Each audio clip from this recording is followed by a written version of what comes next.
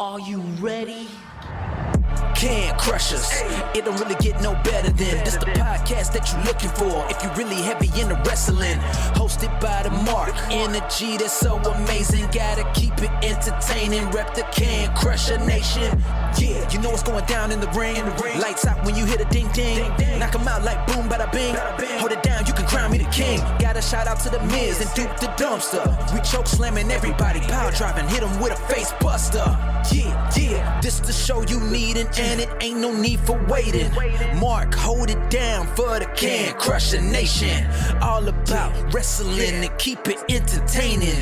Can Crushers Wrestling Podcast. Time to break 'em, let's go. Yeah. Can Crushers. Yeah. Can Crushers, let's go.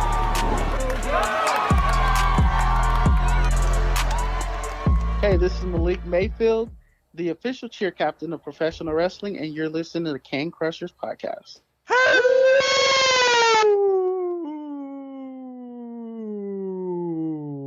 That was all you. I stopped about 5 seconds ago. Well, I am a fucker, so welcome to the show, everyone.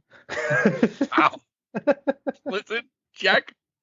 We took, well, let's get this out of the way. Mark called me at like literally 3 seconds before we started recording, so I had to throw that in there. You did. Welcome to Can Crushers, Mark the Mark, Sir Michael Jenks, bringing you the shenanigans of a Place wrestling week. Fancy terminology. Did we spend the week looking up a thesaurus? No, that literally just came to my head right now. I don't know how. I don't know why. Sometimes, Jenks, I'm sure after about, 2 years now, shit just rolls into my head and it's got to come out. Oh, yeah. Oh, definitely. Definitely. I get it. I love it. It's what it is. We're bringing some class to this. But tell me I'm wrong, though. I'm not telling you. I completely agree. The best thing that happened in wrestling this week is I talked to Vinnie Barry about the Pro Wrestling Vault Volume 2 Wednesday. That is fair. There wasn't a lot of competition, guys, but it blew it out of the water anyways, so it didn't matter if there's competition or not. Yeah, for sure. Let me just give you this update because I'm biting at the bit. Do it. I got a new whip. Oh, shit. So, yeah. Official, you have the whip, and you're loving the whip, I'm assuming? I've driven it less than, I don't know. From the place I got it, it's like 20 miles away. So just to bring it home, I may have driven it 5 miles so far. From the place where I got it to here is 20 miles, but then otherwise, literally, so as recording, I have it less than 24 hours. Damn. But I love it. I fucking love it. As long as you love it, that's what matters. Yeah. So, paint scheme, what do we got? I gotta hear it. It again. I heard it, but I want to put it out there for everyone. First of all, it's a 2016 Jeep Wrangler Trailhawk Edition. Okay. On the key that I bought, and I couldn't swallow. I don't know what the hell that was all about. Go ahead. What? Is it a Wrangler or a Renegade? Because you were looking at a Renegade. Oh, you said Wrangler. That's why I asked. Oh, yeah. It's a Renegade. It's 4-door SUV, style. Yes, it's a Renegade Trailhawk. Renegade Trailhawk. Jesus. Welcome to Can Crusher. No. So the paint scheme on the ticket or the keys, I think they just wrote purple because it's easy for the people to just go get this. It is a dark, like midnight blue. And in the day, it plays, it mind fucks you. Let's put it that way. It can go from anything to and nobody can see this. The blue that you have on your hoodie is like a royal blue. Okay. And it gets darker, I guess. It turns into a really dark blue. Whatever the darkest blue out there is. Okay. It's not purple. It's not purple. But yeah. And in the word that I was struggling with telling Mr. Michael Jenks, the trim on the inside around like the speakers and around the Trailhawk signs and all that is a burnt red type of deal thing. Not like the Louisville Cardinal red or the Stanford, like a maybe a little lighter than a crimson red. Okay. So. Okay. Nice. Yeah. Excellent. Pretty awesome. I like it. The fam likes it. Get ready because she's been listening to the beginnings again. Shout out to the wife for finding it a hell of a lot closer than where I was going to drive to get one. She found one, like I said, about 20, 25 miles away. Perfect price. All said and done from the time that we got money in the bank. Oh, I got a briefcase. From money in the bank until getting it was, again, less than 24 hours. Like this last 48 hours, it has been, oh, man, I wonder if I'm going to get this money. Oh, shit, the money's in the bank. Okay, let's spend it. Boom. Vehicle's outside. It took 3 fucking weeks to do it, though. But hey, things were good to go. As long as you're good to go, that's what matters. So. And basketball started this week. Oh, man, you're back to busy schedule time. Airwaves. You remember how I bitched last March? And man, I can't wait until basketball's over. That's all I've been doing is basketball. I'm rejuvenated, though. Taking football season off was kind of a good thing. Not that I don't not like calling football and everything. It was just long season. Every baseball team made it into the playoffs. Every wrestler made it. Every basketball. I mean, there was just no break in between anything. I decided giving up on football for a year. Will I go back next year? We'll see how everything plays out in the spring. But I won't give up baseball or softball. Right. But yeah, got the call, come back for basketball, worked out a nice little contract. And yeah, I had 3 games this week already. So off, firing on all cylinders now. This is the first day I've been home all week. Well, welcome home. Right? And it's a clean out the fridge week for me, because Kelly, still listening, I understand, just has a plethora of 12 packs of things that she's either opened up and sniffed and decided she didn't want it, or opened up and had 1 or 2, and now they're going to sit here until who the hell knows when. I need Christmas beers in here. I need to have, party stuff. So we need to clean out the fridge with, and I don't like twisted tea, but I'm going to have to struggle through them tonight. Yeah. So do you have other flavors, or you just have the one flavor of twisted tea? She got the 4-pack because she is the quintessential drinker of all but none. She has peach, raspberry, half and half, and I think the other one is just normal tea. I opened the peach first because if you give me a peach or anything else in this world, I will probably take the peach first. Yeah. Maybe she's taking something first. I would say the raspberry would have been the best one to go first, but I'm a raspberry guy. Already next in line. All right. I thought this one would be done already 5 minutes into the show, but we'll see. That's fair. Well, other than that, that was my week in a nutshell. Sounds like you've had a fun and exciting week. Everything's back to copacetic now. Yeah. Got nothing going on tomorrow. Nothing going on Sunday. We're good to go. Back to normal, almost. Some sort of normal, anyways. Sort of normalcy. You?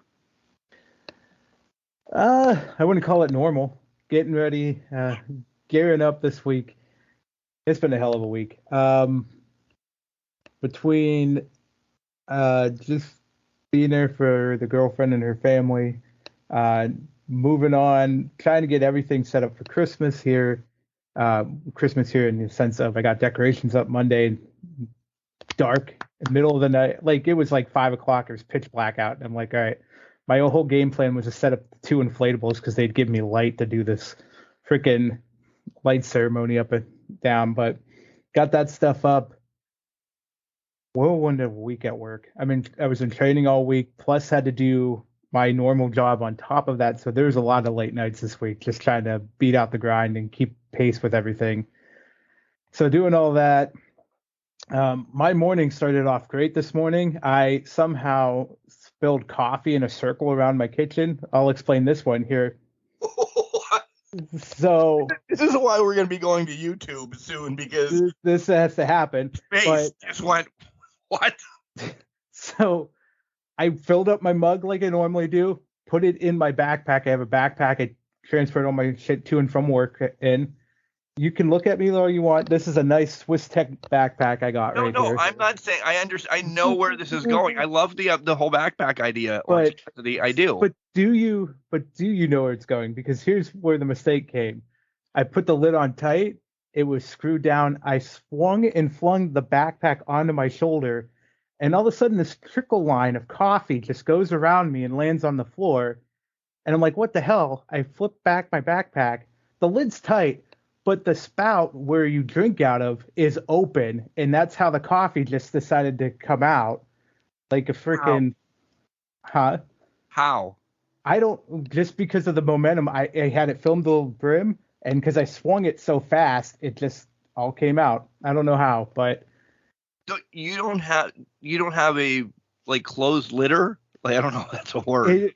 So here's the thing: it does close, but I didn't close it, not thinking, hey, it's not even an opening. It has a little ball that you push down the button, it comes up, closes it, you open it, and it just drops just a minuscule amount. Apparently that was a minuscule amount to just make a whole entire mess. Have you never heard about it? Apparently not. Physics was not my strong suit, or any science of that nature. So that's why we're on a podcast. Exactly. Yeah, that's why I talk for a living. But there was just coffee everywhere this morning, so I had to clean that up. So I was late a little bit for work. Bailey didn't help? Bailey was already locked away. So when I leave and I have to go into the office, she goes into her room. I feed her treats, shut the door, and she's good for the rest of the day. So she could have cared less what kind of catastrophe I was having out in the kitchen, but she got her treats. She got her treats. She was loving life at that point. Peace out, Dad. It's like, you're on your own. You're on your own, bro. Deal with it. So I was like, well, this is the cap for the whole week. So just moved along. And now I'm just relaxing. I got Q Abides from Southern Tier in the decaf coffee I got going on right now. So nice little steady pace of a little bit of alcohol beverage to keep me going here. That's what it's all about. That's what it's all about for sure. Yeah, but I have nothing else exciting going on this week. It's just been a busy week from my end. It's that whole holiday push. Like, yeah. I think it starts to get less work crazy and I don't know this because I'm not an office guy, but I would imagine it's going to start getting less work crazy for you within the next 2 weeks because people aren't going to be there, blah, blah, blah. You're not going to be fighting stuff. People don't just think about. But then you shift social life.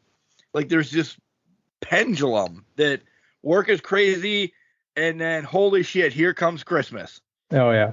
And let's face it, guys. All right, Christmas is on a Sunday this year, right? It's the 25th. We all know that. That week prior to the Sunday, so the 19th of December, as you know, what the hell is today's date? Whatever, the 10th, as you're listening.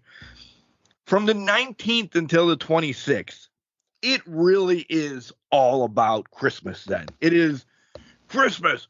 Get to this person, yep. Finish shopping, pop. Oh, I do work. Oh, well, that falls in the fucking bottom of the barrel. Right. It's Christmas. Yeah. So you're screwed until January 15th. Basically. And that's the whole thing. You're on the right track here. The week of the 19th, you're not doing a goddamn thing at work. You may have meetings on the calendar, but let's be honest. A lot of people are mentally checked out. I myself, I think it's the 22nd. I'm out of there 22nd. I'll see you January 2nd. I'm off for that entire break. So for me, I got to get everything done in the next week and a half. Next week is a complete crapshoot. But add on top of that, there is a holiday party for my division in there where you can't get too crap shitty and all that stuff. You have to be at least somewhat presentable. But yeah, it's starting to get into that point. We have a freeze on software development coming up in the next week as well. So people are trying to shove things in, updates, releases, things of that nature. So it's a hectic time for everybody getting done. And then after that release window closes, you're turning into a bunch of Orange Cassidy sitting around the desk at work because they could care two shits about what day. Yeah.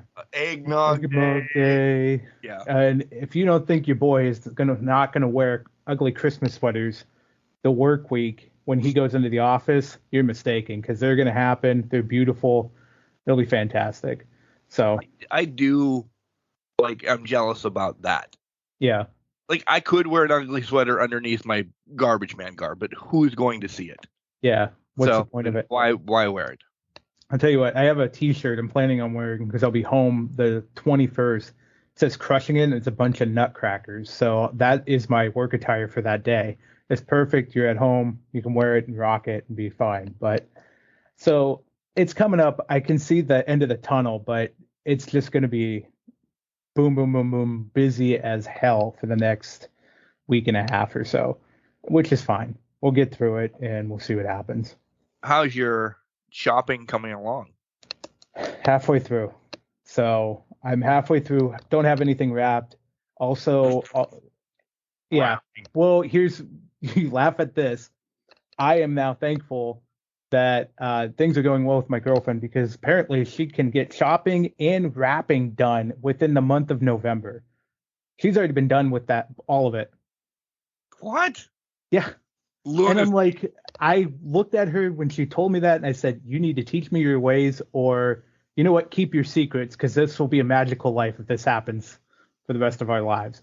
So we'll see what happens with that. But you can just give her a list then. That's what I'm saying. At that point, it's, listen, these guys will probably need this. Sister-in-law wants, and just start this list early. Here's the Bye. money. Here's the money. See ya. You're gone. Bye. Yeah. So, but she is on top of it. She's a Christmas fiend. She is more of a Christmas fiend than I've seen in a long time. But she's on top of that shit. So, but how about you? Where are you at in your Christmas list? Are you even close or even started? I did start. I did start. Your face made me ask if you started, because I'm like, I did start. The dog's present to Kelly came in today. Okay. So, and she brought it in. And I think she knows what it is, but she doesn't know what it is. And I can't say what it is, but yeah. She's like, oh, this must be from the dogs.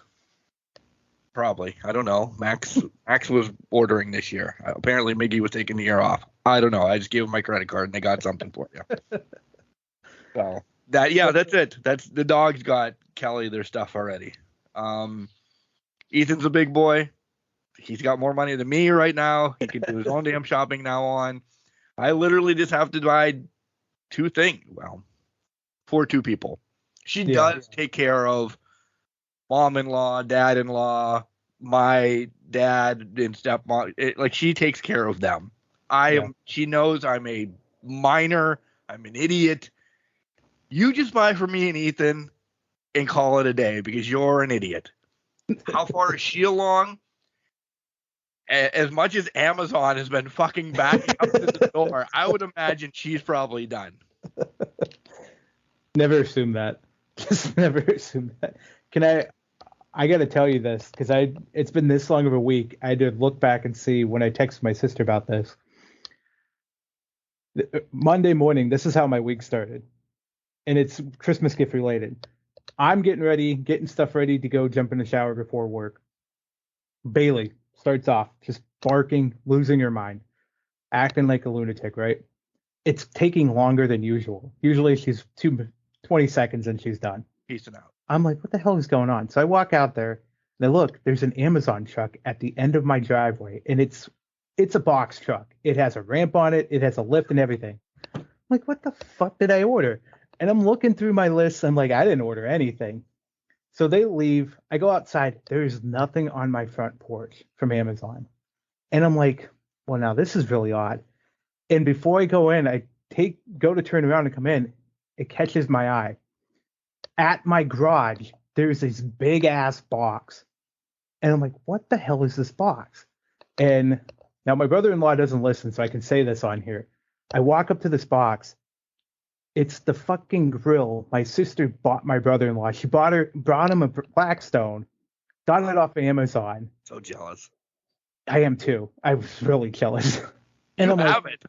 I know, and I can't come use in. it. It's staring at me. It did not come in. It's literally staring at me right now. So I'm like, well, God damn it, I gotta get this inside or something right now, right? And I have no room in the garage. So I'm like, all right, let me just try to move it, walk it into the house or something, right? No, it is fucking heavy as hell. So I'm like, God damn it, I gotta get the dolly. So I had to get the dolly out, strap this motherfucker up, drag it into the house, and I sent my sister a picture at 6:30 in the morning. I said, your fucking gift's here. When do you want it? And then I followed that up with, you owe me a beverage, a coffee, a beer, something. She just sends back just laughing hysterically in text message. She's like, thanks for moving that in for me. I'm like, yeah, you're welcome. So now it's in the office. Out like a fucking bandit this year. He's got so much fucking equipment here for his Christmas gifts. I'm like, how do you have any money to live on during the year? I seriously don't know how he has none of this equipment yet. So, but he's got tools here. He's got everything. Pimping ain't easy. That's for sure. That's exactly it. She is in love. So, yeah, I'm the storage facility for my family this year as well. But it is what it is. Yeah. Renter's fees. I should start renting. Yeah. You're taking up X square feet of my office. Renter's fees. $25 a week. Wow. That might be steep, but hell. I'd take a $6. $25 a week or the Blackstone. You make it's like a layaway. Right. Listen, I'll just work like a credit card company. We're just gonna siphon money. But so it's a fun week. Yeah, it's been a week. It's just yeah. It'll all come to a head, and then we'll be like, well, I'm not doing anything because there's 17 feet of snow. We're just playing video games. Yeah, I'll take Which it. I have not in 2 weeks, by the way. No. I just started. I had not for a week, or like about 5 days or so, until last night when I finally got to play NCAA football again and picked that back up. I started a whole new dynasty mode. That's my tomorrow. Very nice. Very nice. Oh, well, my today as you guys are listening. Yeah. But yeah. So speaking of video games, this is a little bit of, I don't know if there's really hot takes this week, but I did see this. We're video games, so we're going to talk video games real quick. Fight for the Fallen. Okay? Yeah. 2 things that I read about it this week. Don't look for it until November. I mean, February. Now, don't look for it until February. So the whole December 31st thing has been bumped. Boom. Now Mark's getting pissed because NCAA is not coming out. Fight for the Fallen is not coming out. I don't have a new game. Still playing old games. I don't know. I might buy something tomorrow. I was going to buy soccer. Well, I'm going to pivot real quick here. I was going to buy soccer, but there's no WMLS on it. It's France and like Belgium's league for the girls. The FIFA Cup for the women doesn't get uploaded until like July, like right before the FIFA Cup starts. It's a DLC. You essentially get it. It's just going to be an upload. You don't have to pay for it or anything, but they're not going to put it on the game until essentially all the teams are locked. Fuck, let me pick the teams. Put 64 teams on there and let me pick the teams. I don't care. So all the women aren't on there. So that made me mad. Then just looking at it, I'm like, I don't know any of these people. So why would I play it? So I didn't buy soccer. So I'm like, just find a game to buy. So that might happen tomorrow too. And back to Fight for the Fallen, Punk is remaining in the game. They're not taking him out. I saw that. I'm all right with it. I am too. I mean, they had a falling out, of course, but I mean, at the end of the day, it had to have been such a heavy lift to get him out of the game, to remove him. But B, you're so close to release. People were going to buy it. It's a name on the thing. People would buy it just for the Punk being in the game itself. So you might as well leave him in. As we said last week, he may be part of a storyline. And Right. that, if he's in that huge storyline that they say that there's a million hours of storyline, you take him out, that changes that whole. Then you're not getting in the game until next year at this time. Then Right. don't even release a game then, because you said you were going to release a game essentially year one of being in AEW business. Yeah. Now we're on year 4, trickling to 5. You don't have a game.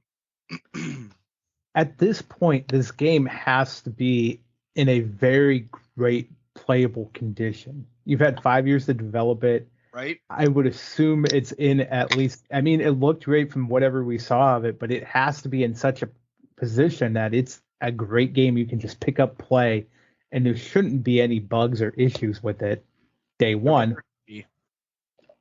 But we'll have to see, because usually we say that and we're highly disappointed. So WWE 2K20. yeah, exactly. So the Regal stuff we'll probably talk about on AEW. Yeah. So did you see anything hot? I mean, this might be the shortest intro hellos that we've done in 2 years. This is what happens when they take. We really don't have anything. This is what happens when they take all our content. Well, I think the two big things that came out this week, Sasha will be at Wrestle Kingdom. Yep. So that could be big. She could be fighting anyone. She could be fighting Kairi Sane, or she could just be there in an appearance role. So it would be interesting to see how that plays out after the new year. And I think the other one is Naomi and Jade seen hanging out, doing things together at a basketball game. So fuel those speculation rumors, even if it's just they met up there to meet each other. But fuel them. When we get to AEW, their names will come back up. I promise you. Because of two certain things in a date that has been released this week. So okay. when we get to AEW Dynamite, essentially, we'll talk about them. All right. We're going to group all of wrestling into segment 2 this week, because that's how fast we're going to be able to talk about it. Segment 3 we'll talk about Final Battle and the NXT show that is also tonight. So double pay-per-views tonight. And then we'll give you what you've all been waiting for, our categories for the Crushies. Again, we'll give you all the ways that we want you to call in. You have 3 minutes on a call in. We want you to call in and give us your stuff. But if you're shy, you can email us. They're going to be posted. They are going to be posted on Facebook. But on that post itself, I'm turning the comments off. You guys, you motherfuckers aren't getting away just posting your answers. And I'm going to call out one individual in particular, Cody Hetrick. No texting. Call in. Call in.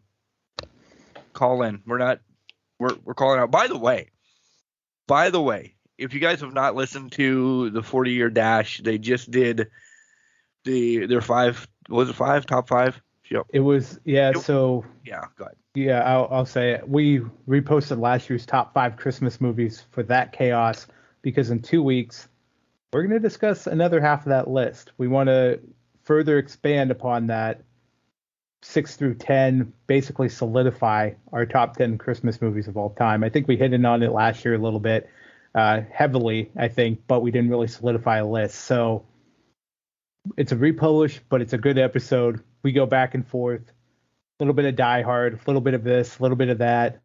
It's well worth the listen. I didn't know it was a republish. Huh. It was. I put it on. I listened to it twice. That's fantastic. I put it right in the title too, just to let everybody know in case I got crazy. I don't even look. The green dot on Spotify pops up that it's a new one. I'm like, yep, play that. That's fantastic. You know, we worked hard on that one last year, and I worked hard putting it back up this year. So way to get out of it. We said we already did the top 5. We should put it back out there, get everybody to listen to it again, refresh memories, so that we can get right into the meat of the conversation. On, I think we're going to record the 18th, so it'll be published on 19th for everybody. because I know we talked last week a little bit about ours, like 2 or whatever. Yeah. Help. Yep. And I thought maybe you would throw me a bone by saying fever pitch, but you clearly you did. I wish last year. I wish I was Nostradamus and could predict what you were going to throw fever pitch out there. Maybe we'll throw it into the top 10 mix. Yeah, it's nobody's top 10 but mine. Nobody's. And you know what? I'll add it to my top 10. Spoiler now.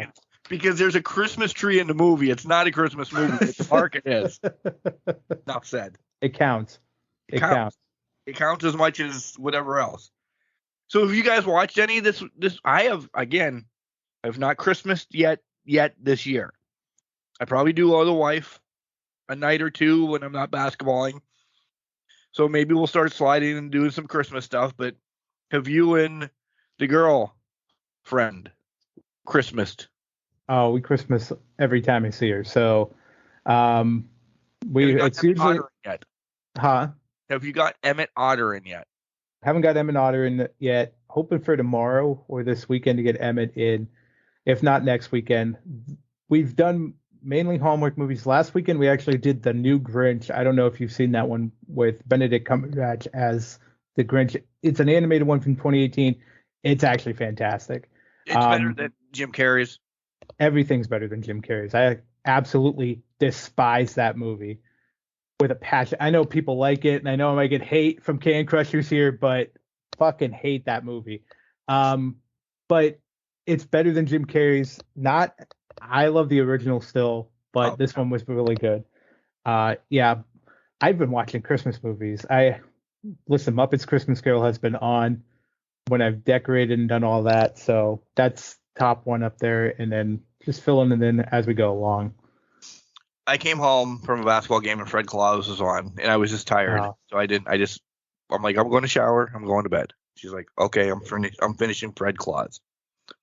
I don't know when time she came to bed. I don't know anything. So, well, my niece came over last night. The first thing she did was just put on Mickey's Christmas Carol, and then was just watching Mickey Christmas shows. And I'm like, all right, let's do it, kid. I have to watch Mickey at some point anyway, so we'll make it happen. I'm a giant kid. Yeah. When it comes to these movies, so it is what it is. But definitely have gotten the Christmas movies in heavily. All right, let's transition to wrestling. We're milking this out. Now let's talk Hallmark. No. Moving forward, Wednesday, new spotlight out. It is the wave maker Shelby Waters. She is a wrestler from the Scranton area here in Pennsylvania. A lot to come with Shelby Waters in her organization. I'll leave it at that.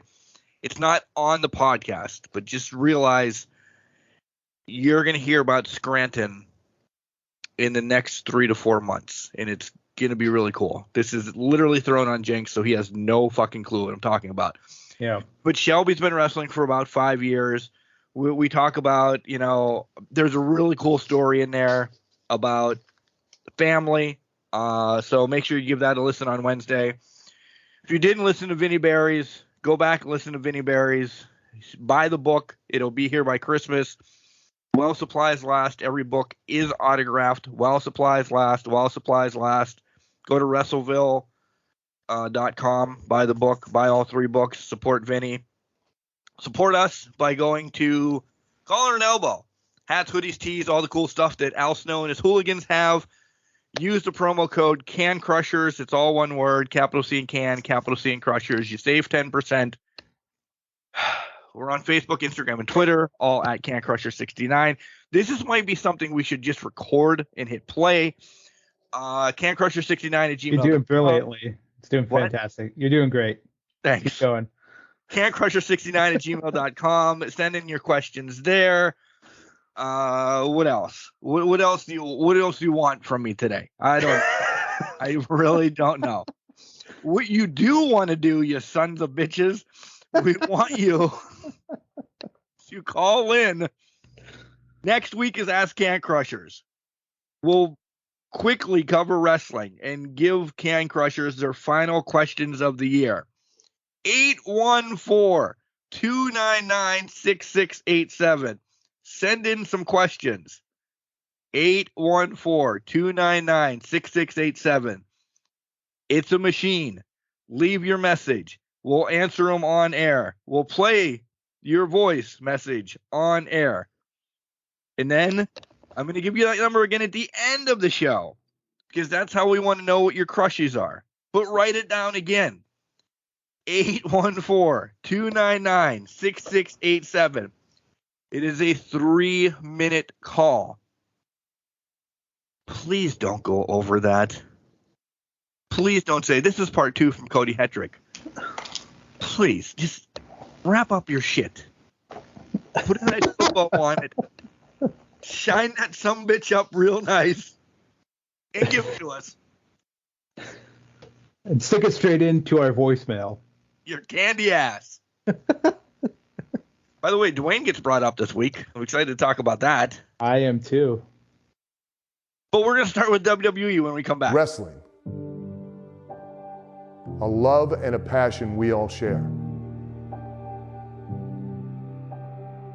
I've started a wrestling brand. The wrestling brand.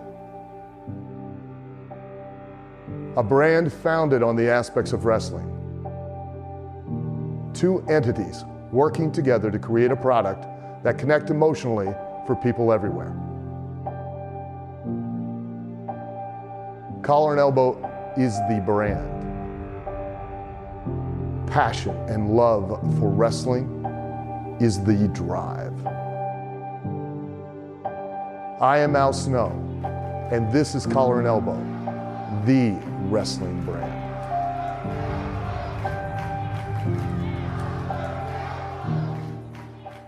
Hey, this is the most prestigious athlete in the entire world, Jacob Rose, and you are listening to Can Crushers.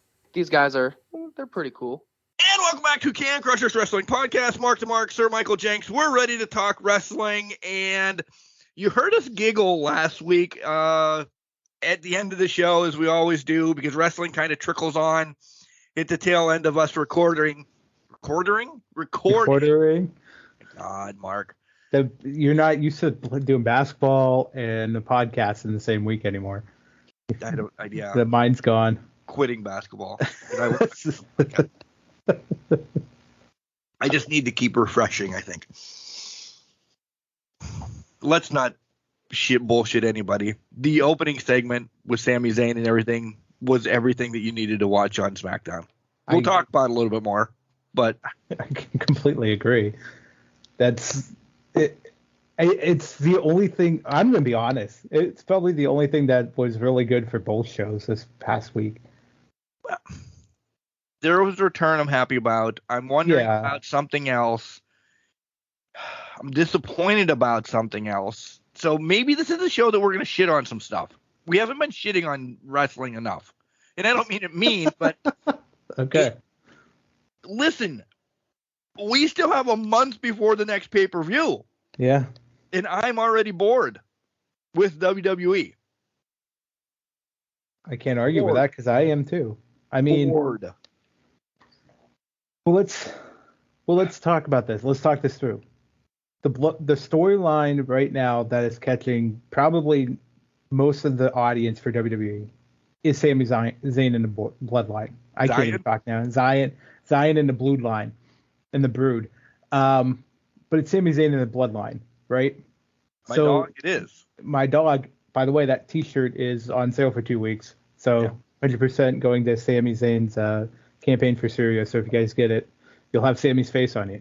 Anyways, that was an unpaid sponsorship, but I'm just throwing it out there. But to that point, that's literally the big things that are going on. I mean, the main event was great.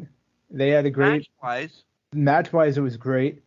I just feel like that's a foregone conclusion. Who's going to win that? Well, let's jump to that. Let's jump wherever you want to jump. But I was just running through. There's certain things that happen throughout the show that.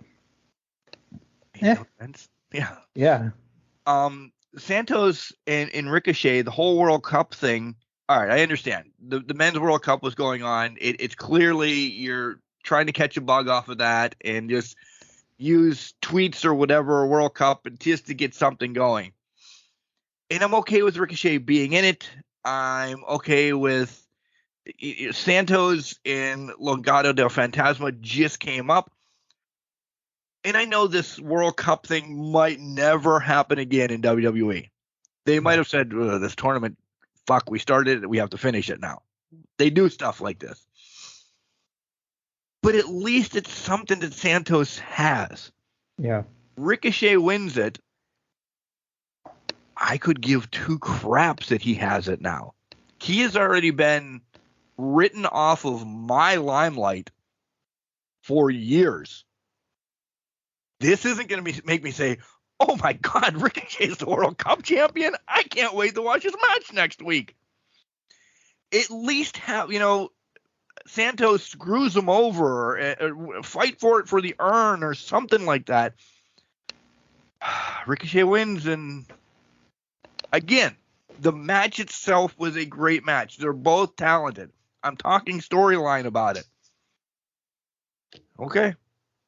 The only thing I could think of why they didn't give it to Ricochet, or not, why they didn't give it to Santos, was the fact that they didn't want him losing in his first title opportunity.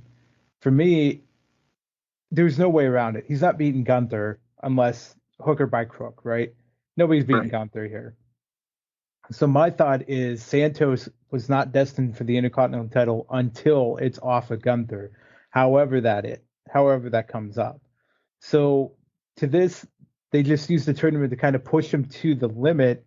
I think possibly they should have found a way to kind of protect him a little bit more in the loss instead of taking it clean to Ricochet, but they didn't do that. So no. Does it leave Escobar in a bit of limbo here, or is it a foreshadowing that he's going to screw over Ricochet in a week when they meet for the Intercontinental title and continue that rivalry on, which I'd be fine with.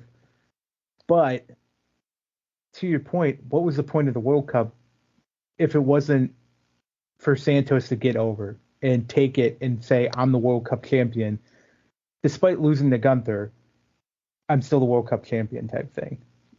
I just don't get it. He's you guys can't see it yet, but foreigner. It gives the foreigner heat.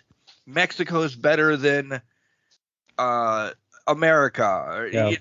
Turn him in, I'm going to say the Sheik, but come on, we're not going to be doing the Sheik stuff anymore. But you could use that it's something built in. Cool. Ricochet, maybe I would have been happier if Braun would have won it. I know I wouldn't have. But like Max wouldn't have. Max was very disappointed in that comment. I just don't understand like where we're going. And you're right. I don't think Rico's beaten Walter. I don't. I don't know who's beating Walter yet, or Gunther, or whatever the fuck his name. Well, we know who, but I'm trying to figure out who Rico is. Did you just shorten Ricochet? Did you shorten Ricochet? Okay. I always type Rico when I'm doing it. Oh, that's fair. I thought we had another return I wasn't aware of. Yeah, no. All right. The other one I want to bring up is Damage Control being out there. Liv comes out and wants to fight. She gets her ass kicked.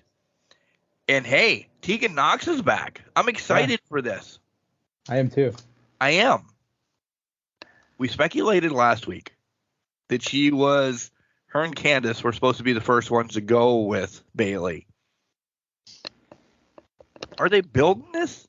Or is it just a long story now to get them? Because jumping over, Candice seemed a little bit off on Monday too, and we'll get there, but maybe. Well, it's that long-term storytelling. There's a long burn here somewhere. Something is going to happen because even bleeding it, let's bleed into what was said. I'm trying to get my dates right. The past Monday, back with Becky and Bayley when they were going back and forth before Becky went and met Bob in the crowd. It was not Becky, last week. The good Bob. Yeah, the good Bob. But she made a comment, 2/3 of Damage Control is successful. Bayley was not. So I think the hints are being dropped, and I think we're starting to see that evolution here. So I wouldn't be surprised if maybe we start seeing a 4-woman faction with the forefront coming to be Candice, or I don't think it's Tegan, but I think Candice might become the lead of it. But Mark, let me throw this out at you as speculation, because we've seen it. There's a plan in place for Charlotte to return. Would Damage Control be better with Charlotte taking them back over and just changing the whole culture of it? Could you imagine that kind of heel division? Because Bayley, she's good at being a heel, but she's great at being a singles heel or a tag team heel. Leading a faction, I don't think that's her strong suit. It's not. And we both love Bayley. We do. We both love Bayley.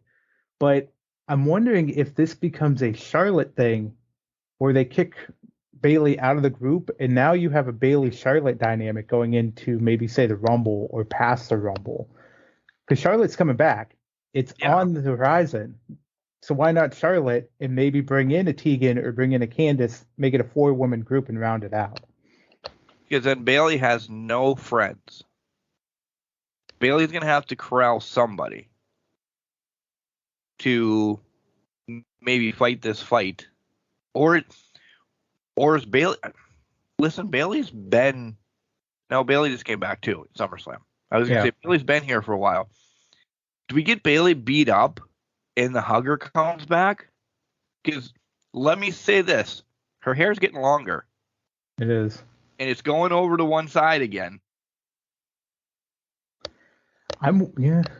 Do we get the hugger back? But can we go back to the hugger?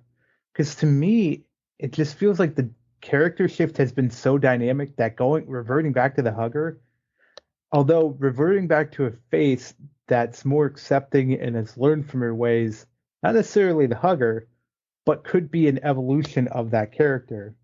Yeah. I like where your head's going with Charlotte and or Candice running this. Yeah. Somebody's taking it over. And Becky's put it last week into the thoughts. I don't know. The other women's thing on SmackDown, Shayna against Emma. Man, I loved Emma when she was Emma at first. The jokey Emma, this, that, and the other thing, and then she turned into this Emma, and then she became her real name, Tenille Dashwood. What is she gonna do? Tell me what Emma came back to WWE for. I don't see her in a title picture ever. Mm-mm. It's almost like she came back to be, I hate to say jobber, but to bolster the enhancement of other women. Yeah. And WWE needs hands like that. I get that, but to your point, she's not going to be threatening for anything. The Emma character has always limited her in, some aspect since she left NXT. It's been limited by being the stupid dancing gimmick or whatever the hell she was for that hot period of time where it was just she was supposed to be the dancer, whatever the hell she was supposed to be. It's just been limited, and it's kind of taken away from what Emma was during the NXT run and how that worked and everything. And Bayley wants to play now, so I guess we're doing that while we're talking. But it's just I only see her as being that she's the lower tier. She's the Madison Rain right now of AEW. Exactly. She's just there to give a good match, get beat, build somebody up, we move on. And again, there's nothing wrong with that, but she'll never be a threat. No, I don't think so either. Who else will never be a threat is the rebuild of Lacey Evans for the 6th time. She went back to basics. She did. So you have no faith in her. None whatsoever. She is. When Mandy Rose went down to NXT, I was more surprised about that because I thought Mandy was whole in that whole Sonya and Mandy feud when Sonya was getting attacked by random idiots and this, that. So they just transitioned her. And I thought, well, she probably would have been all right on the main roster. Just let her build herself there. Mm-hmm. What she's done down in NXT now is really cool with Toxic Attraction and everything. She comes back up. She's probably going to be this Toxic Attraction person. Or is she ever coming back up? She should be back up by now, I would think. Whatever. Lacey needs to go back to the Southern Belle. Like the NXT Southern Belle. The white gloves, this, that. But in the same thing as Bayley that we just talked about, can she now? No, because, well, it's because she's morphed so much past her role, and they keep trying to stick these gimmicks on her that going back to the Southern Belle is almost like they gave up at that point. So now you have to find a way to get something to stick on her that'll carry over to resonate with people. I don't know if this new gimmick's going. I really don't think this new gimmick's going to resonate with anybody. Nothing since the Southern Belle is going to resonate because the Southern Belle worked for her. She did a great job with it. She refined it. It was perfect. It was such a cool name for a punch. It was. It was a cool name for a punch. It made sense. It was a great character, but they let it die. They moved away from it, and that's what happens. It fell apart when she moved. She went with Ric Flair for 30 seconds in that. So, yeah. One more on SmackDown I want to bitch about. Speaking about moving away from hot talent, comes in, is everybody's excited. And does anybody care that Karrion Kross wants to beat the fuck out of Ray? No, because everybody beats the fuck out of Ray. What? Why? Ray's injured, and now Karrion Kross is threatening him. Like, leave Ray alone. I don't know where. Can we start a hashtag movement for that? Leave Ray alone. Leave Ray alone. Don't go to Christmas at the Mysterios. Ray's going to need to lock himself in just a padlock in a panic room somewhere. Because Thanksgiving turned out to be a travesty, and now Christmas is, I'm sure Dominic TikTok. or TikTok, somebody's going to be hiding in a present somewhere, and Ray's going to get popped or choked out, one of the two. When Cross came back, it was the buzz of buzz. Yeah. Linked then to Bray and all of this. They got to do something with him fast. Well, I think they've lost momentum with him because he fought through, and that should have been enough to catapult him. And Bayley's going to work her way into this conversation. Good. But after Drew, they kind of just let him go, let him fall off the face of the earth, get him into something new, get him do a crossbred. Brands don't care. Nobody cares about brands right now. Get KO in there, do something, get some bigger face talent, put him against them. You're bringing him down in the card to Ray. Why not even Gunther? Gunther would be perfect for him. Have it be a one-on-one. Hell, have it be him and Braun. You're hell-bent on Skinny Pants Braun being a face or something like that, or whatever the hell he is.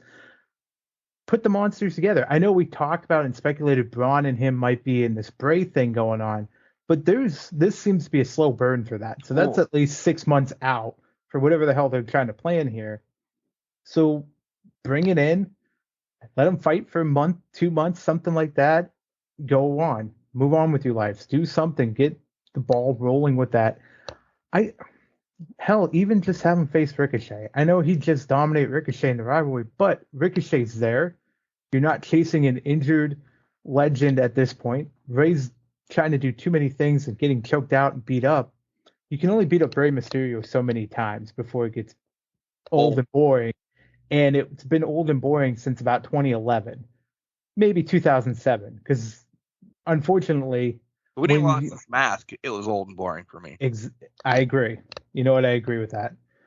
Because he's an easy target. Let's be honest. Ray's a great in the ring, but they used Hall of Famer did it. We're not saying shit about his career. No, we're just saying just because he's a little guy, easy to take on and easy to beat up, that's why they target him. That's exactly why they had Big Show swing him like a bat in 03. That's why he was focus of it in the 90s, he's just an easier target because of how small he is. It's like bullying him almost. And that shouldn't be the case. Ray should be a legitimate contender fighting for things. Yeah, he's the underdog, but build him up to be something more than just what they've been doing to him over the past years. Yep. So that's SmackDown. We were excited to watch. And Raw doesn't get any better, folks. Again, the Usos start the show. Awesome. I'm okay with kind of what happened. And then there's only 2 matches that I cared about to set up for next week. The rest of the stuff was all linked together by a poker game that nobody cared about. Yeah. This was the genericest. Is genericest a word? It can be now. Generic writing. Hey, we're going to have a poker game and build matches off of that because people are pissed about chips, who has the most money, da-da-da-da-da. Oh. It's the Wild West. I wish they would have done this. If they were so hell-bent on a poker game, because I know they just use it as a cheap plot thread for the Raw.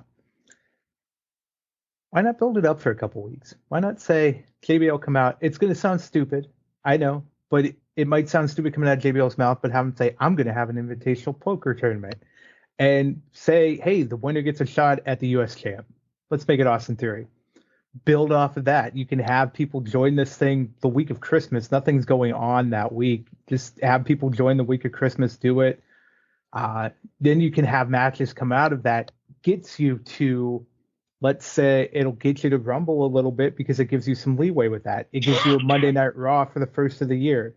It's a main event for that with the U.S. title. I get they threw it in to 1 week just to get plot threads coming out, but you're right. It literally did nothing because it was just a bunch of people thrown together to have matches for the sake of filling out the show. When the crux of it could have been focused around just the women, just figure out a way to do a quick tournament or gauntlet, or have the women go for an 1.5-hour gauntlet match. I would have loved to see that. Put all 6 in a gauntlet and let them run. And go. Yeah. Yeah. But so Elias is taken out to start the show. Riddle needs a partner. Yep. Who didn't think it wasn't? Hands up in the air. Everybody, we're looking at you right now. Who was shocked it was KO? I don't see anybody's hands up. I don't see anybody either. And if you were, you might want to check a pulse. Yeah. Completely makes sense. Okay. But I do love what they did after the match. Just decimating Solo, essentially decimating Riddle. Yeah. And the call out to Umaga. I hope Solo uses the thumb a lot more. I hope he does too. I think that was a nice little call out. Love the thumb. I did love the running. It's spike. I understand that. The Smo and Spike, yeah. But I also like to call out, he uses it a lot, but the running hip, I call it the running hip attack into the corner, because that's such a devastating looking maneuver, especially when you have an ass flying. When you're big and you have that ass flying into the face, yeah. It's not a stink face. It's a legitimately fucking weapon coming at your face. But so do you think they've written off Riddle till Rumble? Not saying this mean, but I hope. I hope so too. What do you have to do for him? Well, there's that, but I think it also helps sell Solo as that root of the group. He finally took care of a problem that has been plaguing the bloodline since, let's be honest, last spring, since April and May. So I think this helps solidify him, especially if you keep him off for next month and a half. But it also, I think, builds up Solo to be what a lot of rumors are saying is that perennial, he's not there working for Roman, he's there working for the elders type storyline there, because he is completely decimates where you have the Usos and Sammy joking around now and all of that stuff. I love this kind of dynamic split going on right now with the bloodline. Who also, because you guys will know from watching it last night, somebody's not going to show up. Butch is going to get taken out, or was taken out, whatever you guys saw. and Sheamus is going to need a partner because the Usos are defending or defended last night or whatever. Right. So it's going to be Sheamus and KO next week because they're announcing these as the matches are going on. Usos or whoever wins this takes on. Blah, blah, blah.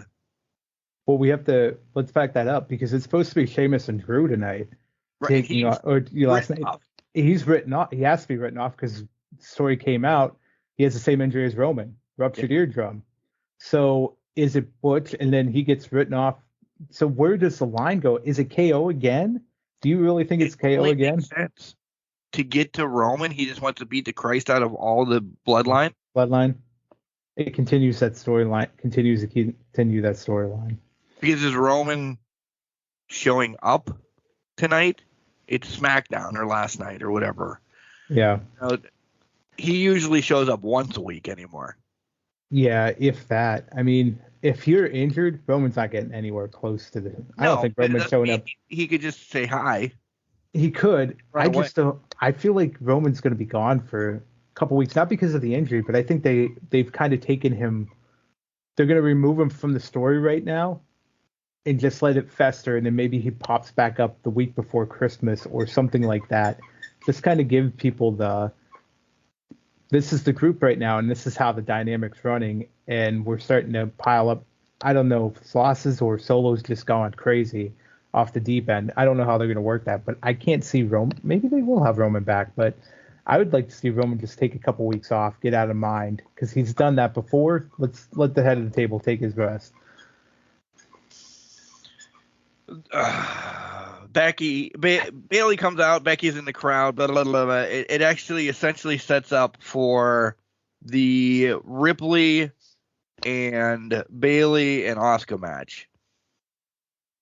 Let's call it a spade. I didn't think Bailey was winning this. From what I've heard and read and been that guy, we're setting up for Bianca and Ripley at the Rumble. Yeah. Right? Whoever wins this is the number one contender. Are they going to have a match before the Rumble? That's where my head went. I think they're planning on a women's title match, maybe end of December on a show on Raw. But this is just me looking at it because I'm looking at it like, is Bailey going to win again? Or is it, and if that happens, what's coming out of that? Because I think it goes back to the previous point we were making on SmackDown. If Bailey is your number one contender again, right? She's the head honcho. What shenanigans are happening in that women's title match, or what's going to happen after that match if when she loses? Because Bianca's going to take this title. Is going to keep the title till for some point in time. For sure, yeah. I think there's more shenanigans at play here. You can argue maybe it's Becky going to interfere in the match. La la la la. I think it could also go back to what we were talking about. A new leader forms or comes out because she's lost so many times. This group's going to throw her to the side. But how do we now, though? And I know shit can just happen in a week in WWE, and then there's times nothing happens in a month, and that's what we're talking about the last 3 weeks. Right. How are we getting to Ripley at Rumble? Like, if Ripley would have won this 6-woman essentially gauntlet match she made up and broken down into 2 weeks, she could just say, "Listen, bitch, I'm giving you 4 weeks to get ready for me because I'm mommy, and we're going at Rumble." Now she's eliminated. Asuka is dead, so she might be getting a whole character change, which I think it's about time, by the way. Yeah. I do. I think we need not a whole character change, but a reset of the jokes and that stuff. We need Asuka that just comes out, kicks ass, and doesn't say a word again. Well, there's been rumors flying around that too. I don't know if you saw this. Well, this was a theory I saw online that I think has legs, especially after the past week of tweets and Instagram posts from Asuka. So there's a good theory out there that maybe this Bray stuff isn't for Alexa. Maybe it's for Asuka. And how about a hell of a character shift that would be, returning to what she was kind of in Japan, obviously WWE PG era version of that. But remember, she rolled with Suzuki for a long time, and they were downright nasty in that sense. So this could be beautifully building up to that maybe. But I'm with you. Asuka needs a change. I've wanted her to go back to the killer persona for such a long time. The NXT Women's Champion persona. We didn't make jokes. We went out there, kicked ass, walked away. Yep. And we got cocky about it. Bring that Asuka back, or bring back some sort of nightmare version of Asuka. Whatever happens, happens. But I think going back to your point about Ripley, I feel like Ripley is just going to force it to happen. Starting to sacrifice Bianca's friends or something along those lines. Rhea's going to force the issue to happen here. She doesn't need to win the number one contendership. She just needs to force her way into a title match. Because we've had some scenarios with that, but we haven't really had somebody force their way into a title picture in a while. And that makes sense. Like listen, we'll fast forward to the other one. It's Bliss against Nikki and Becky to end the show. I thought it would go to Nikki if it wasn't going to go to Becky. I didn't think Bliss was going to get the win. No, I understand she's a grand champion winner, blah, blah, blah, blah. I'm just one that she's got a lot of other stuff on her palette right now, the Bray stuff. But now it makes sense. She's a littler one. It's another person that Rhea could just run roughshod through next week when this match happens. She can destroy Bliss, send her on her way again for another injury or whatever. Her and Bayley may have to have a match then because she disrupts something, whatever. She destroys Bayley. Damage Control gets pissed off, tosses Bayley aside. Ripley's still the number one contender. Essentially, your hand of forcing, yes. So, well, let me back that up. So, do you think she's going to basically ruin the number one contenders match next week? Because remember, it's Bayley and Bliss. Yeah. So you think she takes out Bliss, and then it's Bayley right on cue. So you think Bayley and Ripley is going to be the number one contender match at that point? Or do you think it's just going to be she's just going to tear down the number one contender match and insert herself there? I think she just comes out in the match and causes havoc. Yeah. Maybe not taking out Bliss before the match or anything like that, but Max hears Bayley through my headphones. Sorry about that. But I want to take it down one other path here with this. I like where your head's at with that. I want to throw an alternative out here for Rhea to get here. Let's say, okay, we get through the Bliss. It's Bliss, Bianca, good friends, whatever. Maybe let's say she ruins that title match or attacks Bliss and Asuka after that in the upcoming weeks. What if we play, she's trying to force herself. She's trying to get Bianca into a match. Bianca's like, you have to be the number one contender. You have to do this. Maybe she attacks the participants. But let's take it one step further. She has a stable behind her with Priest, Finn, Dominic.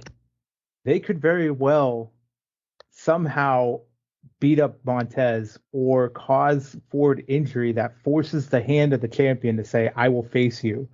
So they could take it one step further. It would be right down the alley. It would be down the menace alley that Rhea has really been portraying over the past 4-6 months, if you will. Because Rhea's been a menace.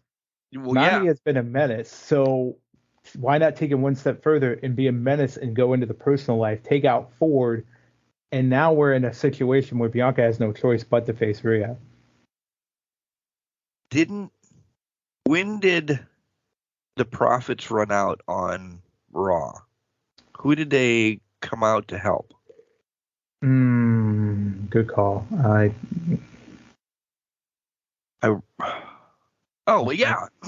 Dom was Yep. going to beat the shit out of Tozawa. Yep.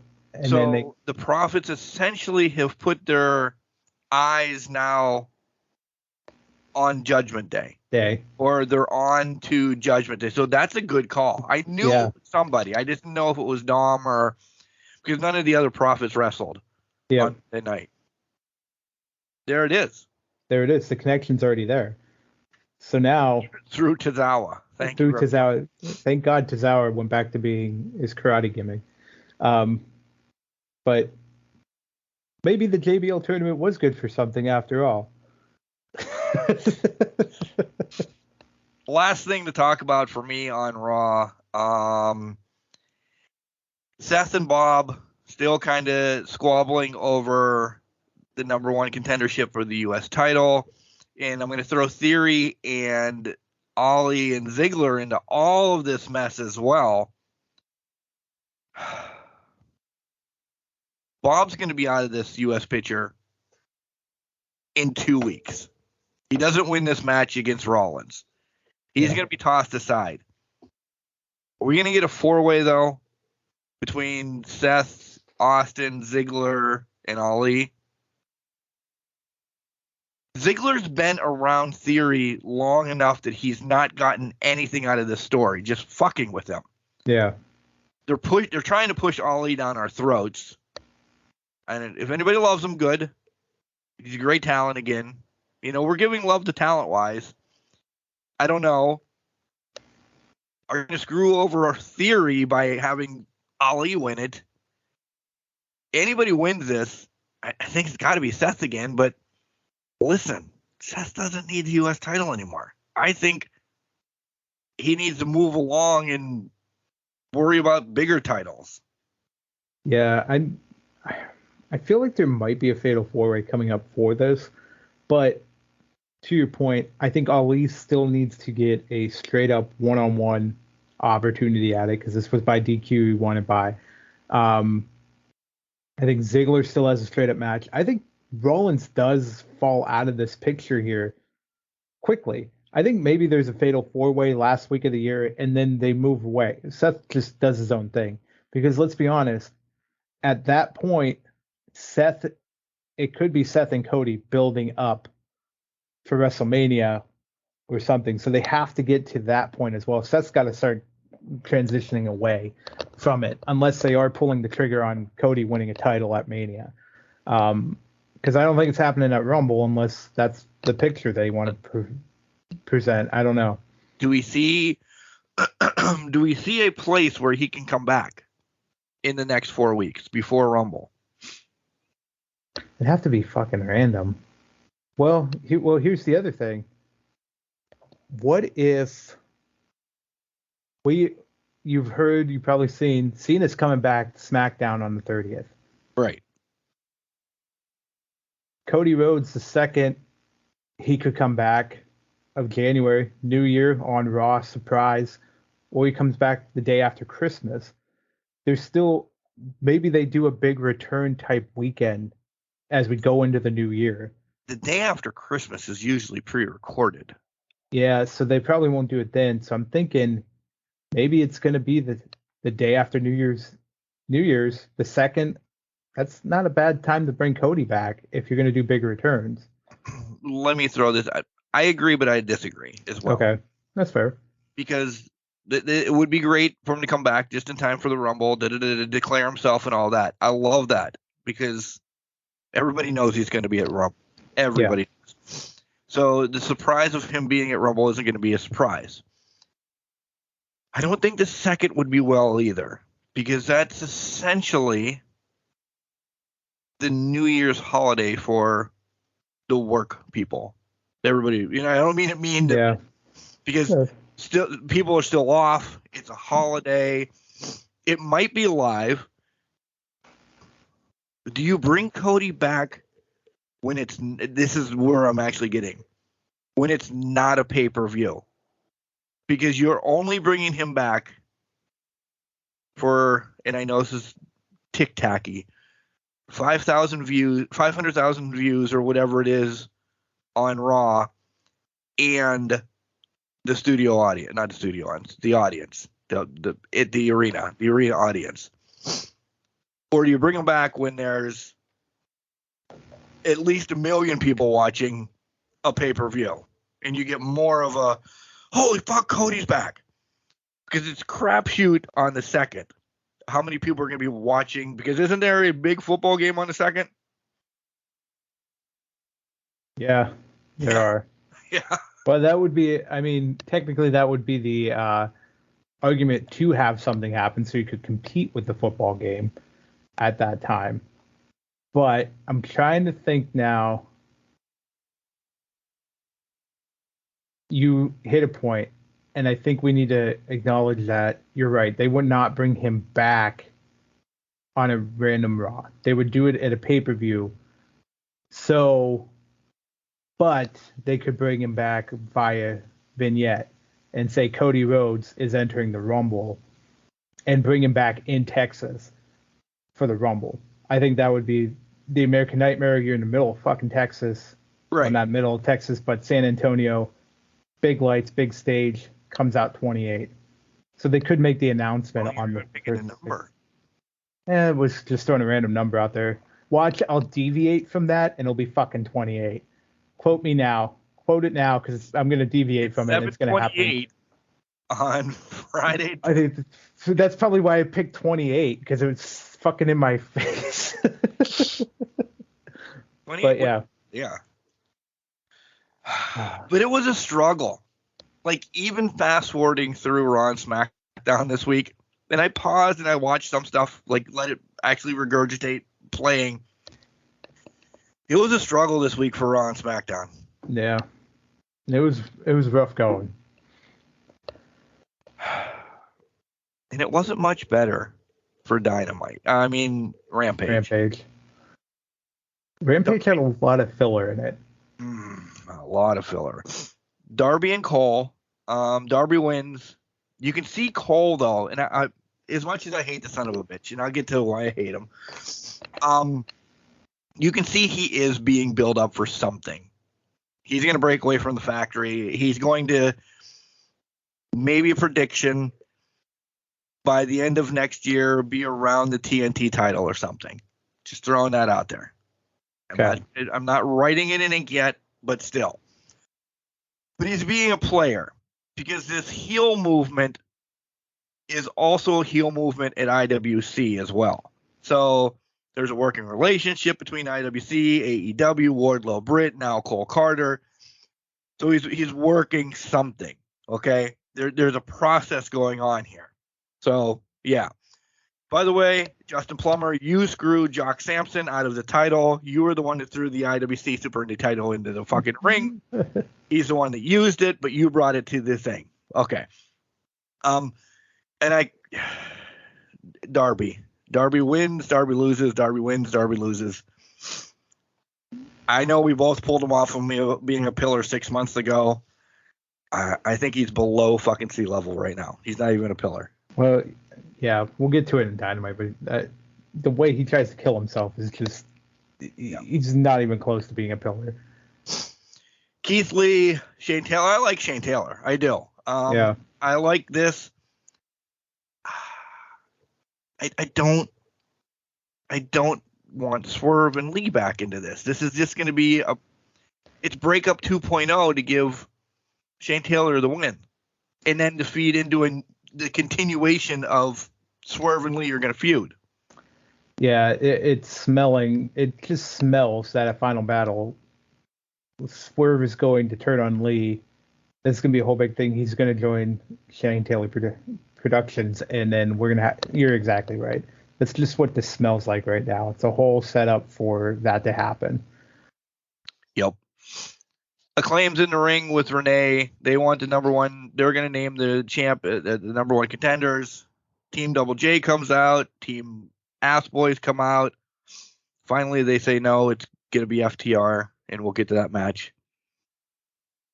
Renee with Saraya first. She says hi. Britt gave her chills when she wrestled. We have enough sit-downs anymore. Yeah. Listen. And I love Jamie Hayter, and we get the Dynamite. Oh. But I also like that Jamie Hayter kind of shit on it a little bit. Yes. Yeah, we'll get to that, but yeah. Athena and Danny Moe. Love Danny Moe. She's not an Indianapolis girl, by the way, Tony, JR, whoever said it. She's a Pittsburgh girl. I do like this Athena. I really do. Yeah. So my cousin better look out later on today. And then QT and Orange Cassidy, and this fucking lumberjack match was probably one of the worst lumberjack matches I've ever seen. Well, to be honest, I can't stand lumberjack matches at all. I there's maybe been one or two that were halfway decent. And I think the one that I can think of off the top of my head involved Seth Rollins and Dean Ambrose. That one was decent at least. But this is just, it was what it was. And I think it was more or less to set up House of Black just coming up and destroying people. Yeah. And I even love them, but it was just like, yep. The Rampage that you guys watched last night was probably fucking phenomenal. So we'll probably lead with that next week. Yeah. It looks amazing. But I digress. We'll get there next week. The Dynamite starts. Dynamite! Okay, I was going to say, you didn't yell it this week. That it might not even get one of those. Regal still recovering. Danielson beside him. I didn't like that at the top. Listen, everybody reads stuff. Everybody knows Regal's gone. Tony Khan was going to address it. He was going to talk about it. I figured this was the perfect time. Tony comes out and says, listen, this is what happened. Boom. He peaced out. We do get a storyline with it later. I think, to me, they should have left it for that piece later. I think that piece until then. Yep. Don't even address it. Because it ruined it then. It did. It exactly did. Yep. Do you want to, let's go right to the storyline because let's go. We'll go there and then we'll come back. Claudio and Yuta against Hager and Garcia. The BCC wins, and I almost want to say pretty handily. But I mean, there was give and take, but pretty handily they won this match. The match itself, good, but we're talking about storyline. Tony slides into the ring and says, hey, I got this old interview. What? What? I love that he was hinting at it the entire show up until this point, too. He was saying, I got something for you guys, but you have to wait till then. That was a kind of good twist on it. Yeah. It wasn't like, listen, it wasn't just like he comes out of the blue. It was like, I have something we have to talk about with the BCC and all of that. I'm like, okay, this is intriguing. Let's go. I liked it, but I didn't like it. Like, listen, it wasn't an old interview. It was probably the last thing he did before he left Tuesday to go wherever. And I'm all right with that, but I don't know if they did Regal right in this. Like, I understand the story that he's like, the BCC needs to grow, and these three are going to teach Yuta, and this is going to help him teach. I understand that part, and okay, why couldn't he do that in front of the fans? Yeah. And it didn't even need to be done this week. If he's recovering yet, bring him back next week. Let him do it at Winter's Coming or whatever the hell. Let him do this.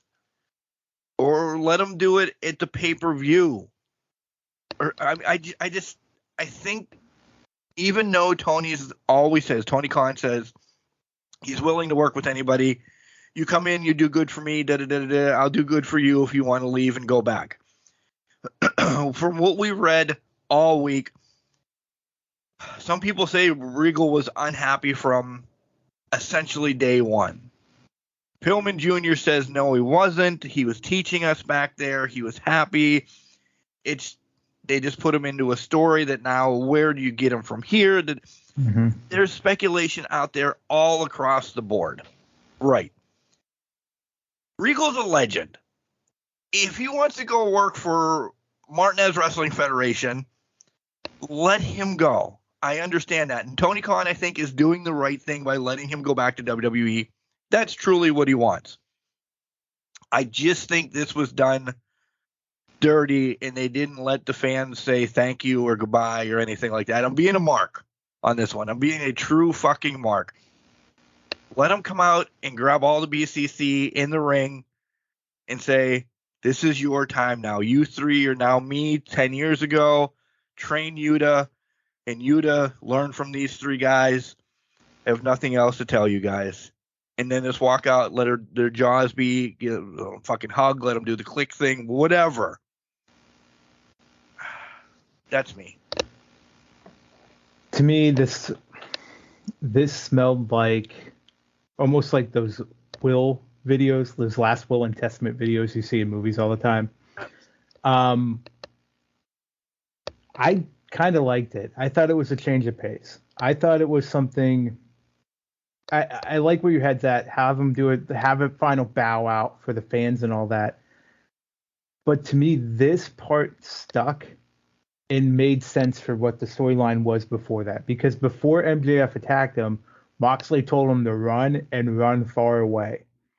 So that portion of it, him coming out and talking to Moxley face to face, I think would have did a disservice to the storyline at that point, because Mox should have just jumped him at that point, in my opinion.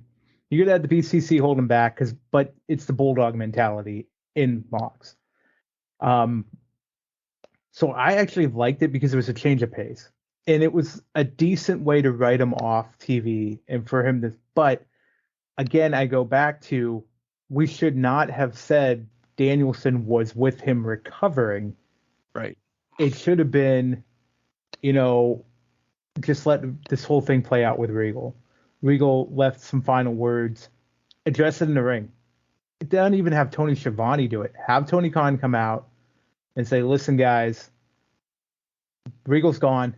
He's on to different things, but he left this final message for you guys, for the BCC. Play the video. I think just the execution of getting us to the video package is what kind of damned it a little bit, or damaged it a little bit. I think it's the same result. It was what it was. I loved Moxley's response to it at the end, because it was still, we're business as usual. I'm not even addressing this. He just wanted to fucking tear his head off again, but he knows he's not going to get that chance, so he's just moving on. So I did like Mox's way too. He's like, you live, you breathe. This is fucking wrestling time. We're going to make statements. Exactly. Write the check, walk away. Yeah. It's perfectly done. Back to the start of the show. You called it. I'll just ruin it right now. You called it. I was pumped to see Dustin in the ring. Yeah. Over the last week, Dustin has announced this will be 2023 will be his last year of wrestling. So cool. Anytime that I can see him now, I'm pumped up. Battle Royal was perfect for him. Seeing the Canadian Destroyer one more time, if he never does it again, I'm happy with it. Starks wins. They've changed the rules already again now, Jenks. Yeah. From last week to he got this title win from the Eliminator, to now he can get two things and challenge anything. Now next week, everything's... Ricky Starks isn't winning next week. No, it changed over the course of that match, because they announced at the beginning of the match, the winner of the match can choose when he fights for the Diamond Ring. But now they threw it all together in Winner's Coming match, and I'm like, well, he's not going to get it. MJF's going to be a 4-time champion. Yeah. I mean...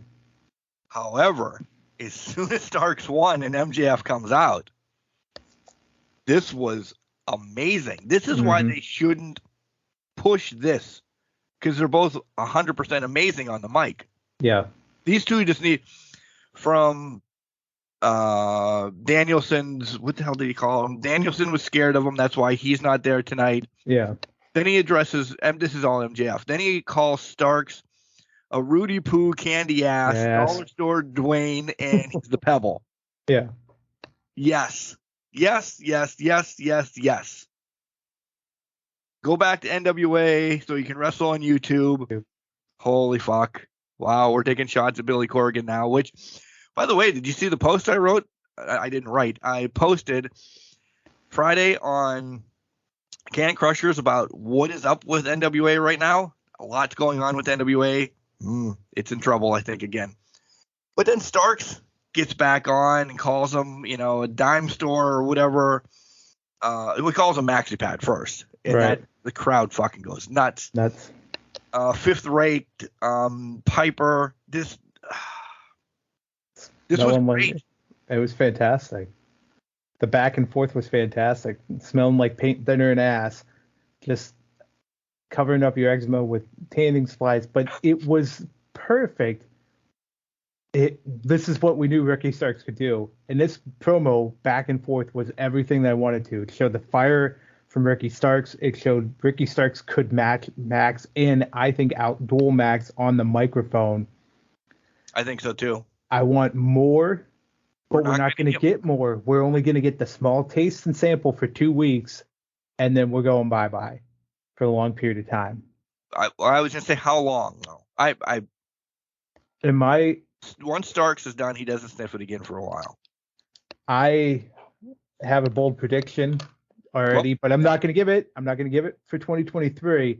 But what I will say is, don't be surprised if we revisit this at some point in 2023. I'll leave it at that. Touche. Not soon though. Not soon. I would not think soon. No. Joe defeats Darby. Told you he wins, he loses, he wins, he loses. I did love the fucking muscle buster on the skateboard though. I don't care. That had to have hurt. Well, that had to hurt, but Darby is going to do permanent damage to himself. Right. But I get that. Point, I don't care.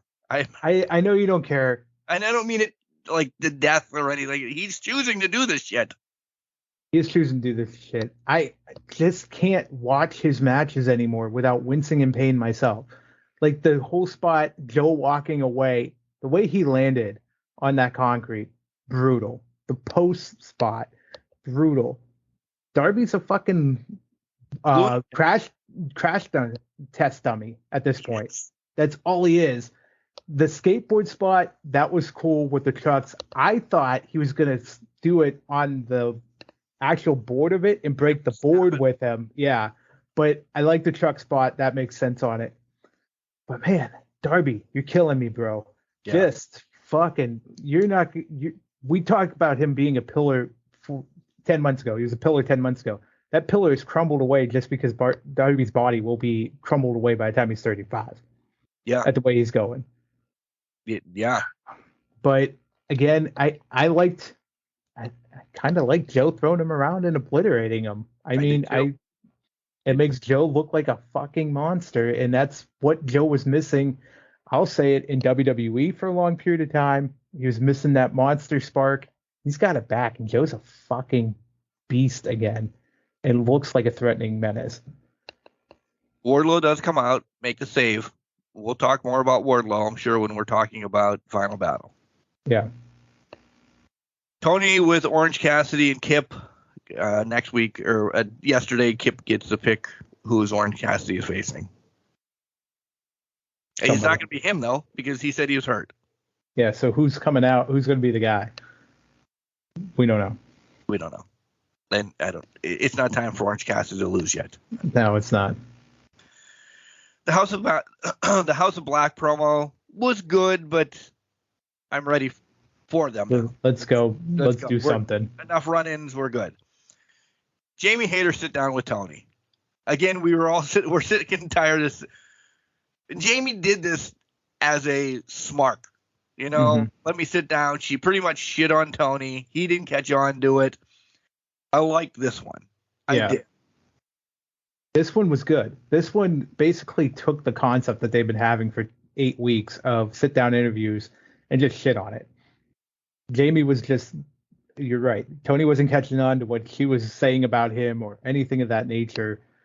But it really finally elevated these two not be as, I don't want to say boring, but not as traditional as it has been, where there's been an actual interview, an actual talking point. Yeah, there's things said, but I was intrigued because Jamie didn't want to be there. No. There's no reason for it. And she was just going to fucking do whatever she wanted to kind of smart mouth Tony and just give him shit about it. So she wants a fight, and so whoever wins between Cheetah and Bunny gets a title shot. Cool. So I personally am already penciling in Cheetah because it's for a title that Cheetah owns. So here we go. And then Jamie's first title defense is against a former champion. And she gets a win, and yeah. No disrespect to the Bunny, but okay. Jade and the Baddies against Kiera, Madison, and Sky Blue. How is she getting the dickhead in me? How is she getting the win in a trios match to make her 43-0? All her other matches were, listen, I don't care. We need to get the fucking 50. I don't care how she gets them anymore. But just because she got the pin, she gets the win. She was in for 3 seconds. Yeah. I don't care. Move it along. And Kiera, like, she didn't seem like she got kicked out of the Baddies a week ago. Yeah. Be more pissed off about it. This felt more like we're just getting this done and over with. The revenge tour done and over with. Yeah. Type of thing. It's done. It's over with. Kiera Hogan's going to go do Dark or Elevation at this point, and it's not really going to have anything to do with Jade at all. Done. She should have been 43 by herself then. Yeah. Would have made more sense. Agreed. Soraya's going to talk with Tony, but Britt comes in and says, hey, you got tickets for the January 11th show? Me and Jamie are going to kick your ass. Find a mystery opponent. Dun, dun, dun. So we brought up about people hanging out with people going to be at places, and people are doing stuff. It's January 11th. Sasha Banks said she wasn't wrestling or being around wrestling until after the first of the year. Yeah. Wrestle Kingdom is after the first of the year. Yeah. And conveniently before January 11th. Yeah. Yeah. They link together perfectly. So is Sasha her mystery opponent? Wouldn't that mystery partner? Right. Wouldn't that be a plot twist? The woman that put her on the shelf for 5 months, inadvertent, whatever you want to say, but that's her mystery partner that comes out. Or is it Naomi? Because Naomi's hanging around with Jade, being spotted with these individuals. I just saw there was an interesting tweet or Instagram post from Bailey that basically showed, Kairi Sane, Sasha, Bailey. I think there's one other person in there that might be in AEW now. I can't remember who it is off the top of my head, but there's 4 women in there. So it's hinting at things. There's hints being dropped left and right by people involved, not involved. The one thing I want to say, whoever it is, I think if you haven't seen, Bailey's doing a lot of Instagram lives for charity, and that one of the guests will be Mercedes at some point. I can't remember when it was. I think it's the 17th. So there'll probably be some hints dropped there as well.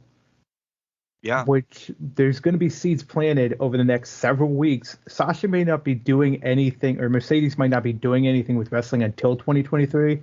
Yeah, we should stop saying Sasha because she's definitely Mercedes. Yeah, she's completely Mercedes now. Mercedes might not be doing anything physical in wrestling until 2023, but she sure as hell going to be dropping a bunch of hints and seeds and planting fake seeds, anything for the next 2-3 weeks until we get there, until we get to Wrestle Kingdom. So do we think that, in my minuscule brain right now, I think Mercedes goes with Saraya, and I think it was bad if Naomi's going to be the one that Little Bow Wow brings out. Bad on them for being together. I know it's a month away, but bad on them for being together at a basketball game. Yeah. But it makes sense, right? I mean, they may know each other. I don't know. Hey, whatever. But, yeah. But you know what? They could play off this a little bit, I think, here. They could play the card of I think it's Trinity, though, is her real name, right? Trinity could say, she just got close to Jade to learn weaknesses or things of that nature. Bow Wow comes out and says, this woman got to know you pretty well over the past couple weeks. And boom, you have Trinity come out. But I think at that point, Trinity would have to defeat Jade to end the streak because it can't go on past that. No. And we're literally a month away. Can she pick up 7 wins? Or we're saying, is she getting it to get to 50? I don't know anymore now. To be honest, I don't think she gets to 50. I think that's going to be a protected number. She doesn't get to 50 because you don't throw her a bone in a 6-woman tag. They did not count it before in her history, 6-woman tags. Why are they counting it now? I think it's either A, to get her to some sort of number. I don't think 50 is attainable at this point. I don't either. Unless she's wrestling every single show. Rampage, Dynamite, Rampage, Dynamite. Exactly. So, I mean, I think she gets short of 50. She'll be the fastest woman to get to 50 when she can have that claim. Right. But she doesn't get there. Undefeated. I agree. Then we get the main event. And it's FTR against the Acclaimed for the titles. I said, this is not ending clean. When the match started, I said, there's too much other stuff going on. You don't want your 2 hottest tag teams. Mm-hmm. You have the Ass Boys around. You have Team Double J around. I thought a lot of that was going to play into this. This is on the radar for Tag Team Match of the Year. Mm-hmm. I think if it was a pay-per-view, it would have won. Yeah. It would have given more time and let them do some stuff. I'm shocked that it went that way. That FTR just took the pin. You wait, because I know what you're going to say. Looks like they're on their way out. They're not on their way out, but I'm just like, right. I don't know if they're going to sniff these AEW championships, Jenks. I don't know either. I actually wasn't going to say that. What I was going to say is they did it in a way with the quick roll up to end it, to kind of allow for it to fester a little bit more. I think there might be a heel turn coming with FTR, though. This smelled, they were disappointed in it. They're going to have to go, we can get to that, what's going to happen after the match. They got to go to a dark place tonight for you guys listening to win this match. We'll get to it in a second. So they're going to start, wheels are turning. I think they get desperate for the AEW tag titles, and this is carrying on for a long period of time, actually. But to your point, I was surprised it went clean, too. I thought Guns were going to come out, cost him the title. Double J, he's always sniffing around with the stupid guitar, thought he would get involved. I just never thought Bones and Caster were going to win this outright, straight up. No, but I'm not saying touche on it's not a bad thing. Yeah. Yeah, right. That's a great win for them. Love it. Yeah. Great win for them. But yeah, that just shocked me. And then after the match, as Sir Jenks was alluding to, the Ass Boys come out and they have a Christmas present, and it's from them boys, and it's dog collars. So it's a double fucking dog collar match at 4 o'clock today. Fuck. Old. Yeah. Don't have to tell any of us twice. We're going to be talking about the pay-per-view here in like a hot second. Yeah. So there's a lot of cool stuff going on. That should have sold the pay-per-view itself. Now I'm going to get a dog collar match with fucking the Briscoes and FTR. Game on. 4 o'clock. Pizza. Beers. Whatever. Let's go. Final battle. Speaking of which, let's start with that as soon as we take a break, yeah? Final battle. Let's do it. Hey everyone, this is Shelby Waters. You're listening to Can Crushers. Come hang out with us and let's have some fun. Welcome back, everybody. We don't smell like paint thinner and ass. It's Can Crushers. We're ready for segment 3. We don't. Hey, by the way, I talked about my epic wrestling travels that I could have had. Could have been at SmackDown tonight, too. You could have been. Fucking Pittsburgh. I have scheduling. Well, scheduling. I did have the opportunity to go SmackDown. I got asked a couple times to go SmackDown in Pittsburgh, but I kind of punted on Cody it. Hedrick probably though, because he doesn't take you to any wrestlings. No, not in Pittsburgh. He doesn't take me to any wrestlings. But or anything like that. No, nothing like that. But I punted on the idea just because it's holiday season and have to get stuff done. But anyways, I digress. Man, you could have went to, let's see, SmackDown, Raw, because it was in Buffalo at one point. WrestleCade, Raw. Yeah, you would have been doing a whole hot lap. Steamboat's last match. Yeah. Well, tentatively, Steamboat's last match. You've been on a roll the past couple weeks. Yeah, but I went to one. I went to WrestleCade. Nothing wrong with that. Nothing wrong with that. All right. This is a segment we're going to talk about the 2 pay-per-views that are tonight, probably in chronological order because that makes the most sense. Right. And then what you guys have been waiting for, the year-end announcements. What categories we're going to have this year for the Crushies. You guys are going to get your phone calls in. You could start them right now if you want to. Cool. We'll put them in the goddamn hopper. So good. We'll give you the number when we're done. Or just rewind it real quick because I put it on the beginning 3 times. We'll give it to you at the end again. All right. Let's talk about Final Battle. Maybe a little bit more in depth than the NXT one. Because, listen, Mark hasn't watched NXT in a while again. But but we'll go for it. All right. I'm going to jump around in what order they have the card on here because I think it's better. Jump. All right. Actually, let's start with this one. We talked about it. We hinted at it a little bit earlier. Shane Taylor and JD Griffey.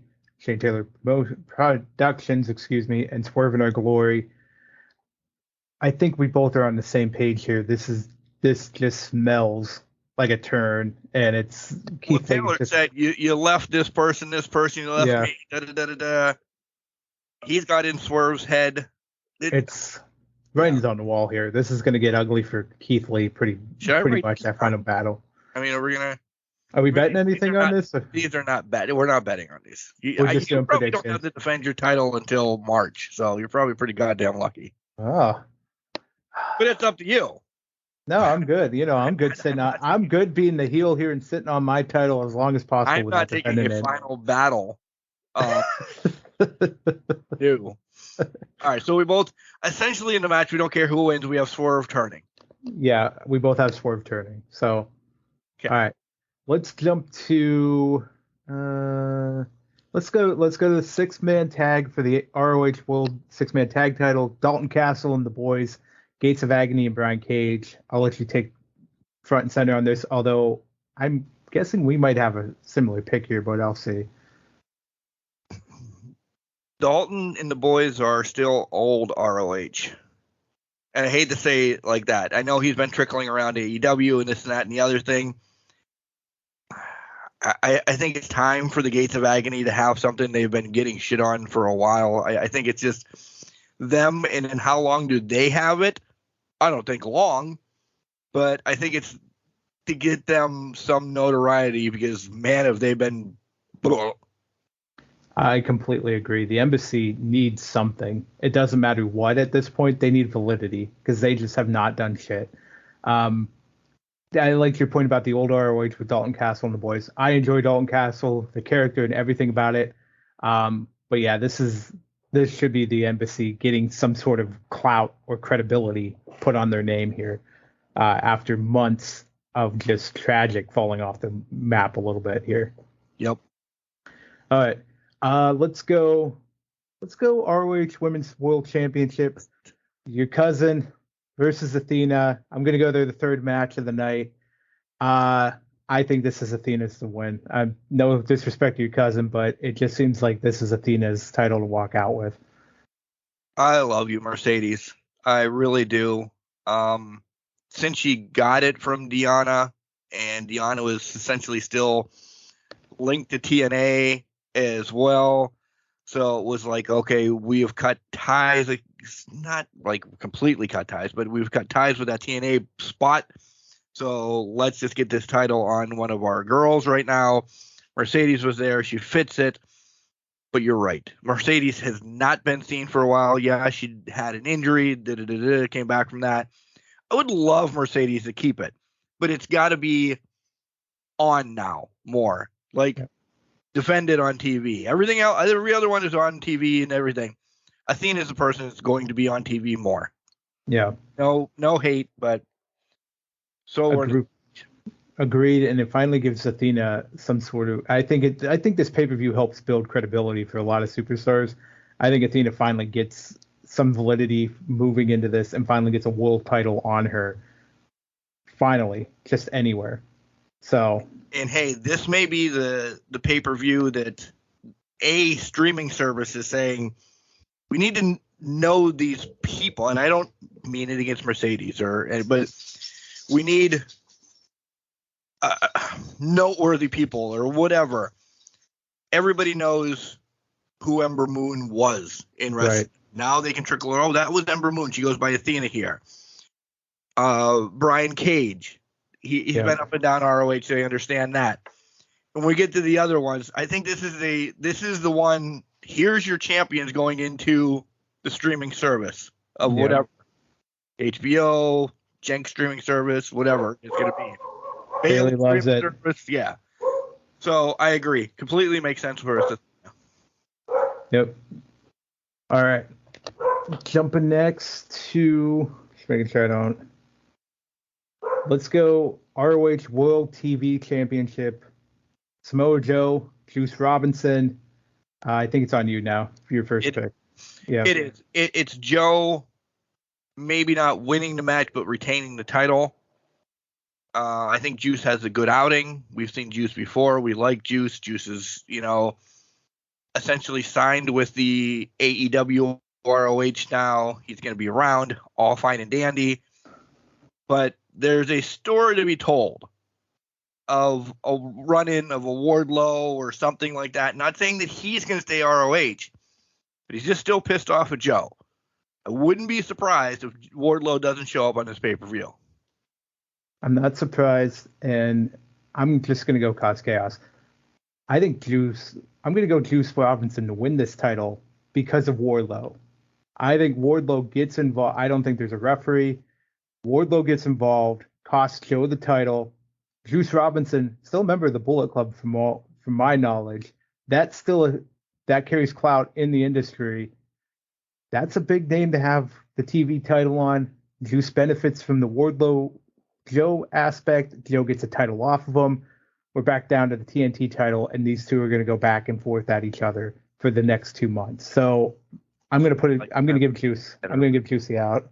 I like yours better. I really do, but I already wrote Joe keeps title. So fair enough. All right.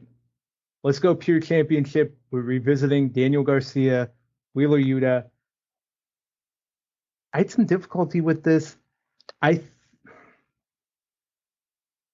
feel like it's too early to take it off of Garcia, but I do also feel like they would be fine ping-ponging this title back and forth between Yuta and that, especially if they want to reestablish the BCC. So, for that reason, I think I'm going Yuta. I'm going to take Yuta in this one just for that reason. Before Wednesday and that whole thing that went on, I would have agreed that Garcia was going to keep it because I don't know what he has done with it. Right. But you're right. I think BCC is involved in both of their matches. I think up and down the board, I think BCC is involved in both of their matches. This does give a little more validity. This is the word of the day, apparently, to the BCC becoming the BCC again. And it starts with Yuta, and these three are going to just run with this. He's not a rookie, but my air quotes, the rookie, and just lean on him because the other three don't need titles. Mm-mm. So Yuta may need it. And Garcia doesn't need one being with the Rat Pack or Society. So, yeah, agreed with you perfectly. I just had a thought. It's going to play into the world title match, and I think I like it, and I'm going to run with it. But we'll get there when we get there.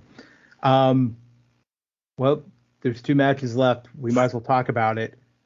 World Tag Team titles, Dog Collar, FTR, Briscoes. What you got?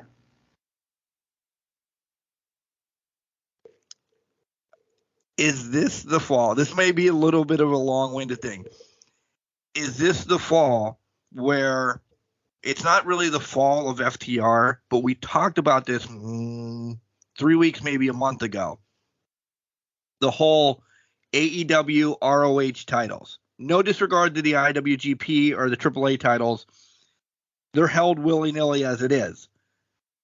Does Tony Khan now, because you just said kind of with Joe too, want both of his entities on one person? If we're saying down the line FTR is going to get that AEW championship again, it wouldn't be bad if they drop this one, and this is where it sets the whole tailspin. You completely converted me into this. They drop the ROH titles to them boys. They roll with it. They run with it. And they're huge. Them boys, the Briscoes, are huge in ROH. That would probably be. It would be the pop of the night of them winning the titles for true ROHs fans. So, yeah, this match is going to be crazy and everything. I think this is where I have to say the Briscoes win as well. I'm going that route too. Same line of thinking as you. This is where we start dropping titles because I think FTR is going to go heel and get the titles from the Acclaimed at some point. I just have that feeling, but you need to get the three titles off of FTR because Tony Khan wants his single entity right now.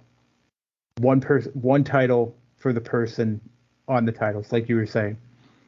And I think it starts at ROH tonight. Briscoes get it. You've alluded to it, the big name tied to ROH. This would suffice for the ROH fans to have one of their guys, one of the originals, win something. Cap off the evening. Kind of ruined the main event already then. Kind of. But I have other elements to play into there. But it would give that one big thing for people to say, okay, we can hang our hats on this, game over. I think this starts here. I think we haven't heard I don't think we've heard if FTR is defending IWGP titles at Wrestle Kingdom or not. I would imagine. I would imagine too, and I would also predict too that they would lose those at Wrestle Kingdom as well. And I think we'll see the trickling of the AAA title. I don't know if AAA has an event coming up or not, but I think it's going to happen. I think by the time Revolution comes around, March 5th, FTR's titleless, shooting for the Acclaimed for the titles, because this past Wednesday was the first match of a series with them, and they are going to be pissed at that point. So, yeah. All right. Main event time. World Championship, Jericho, Claudio. You go first because I think there's shenanigans afoot. Go ahead. Mine's not a scenario. Got it. Listen, I understand the wrestling business is you always send them home happy, this, that, or the other. You don't. No.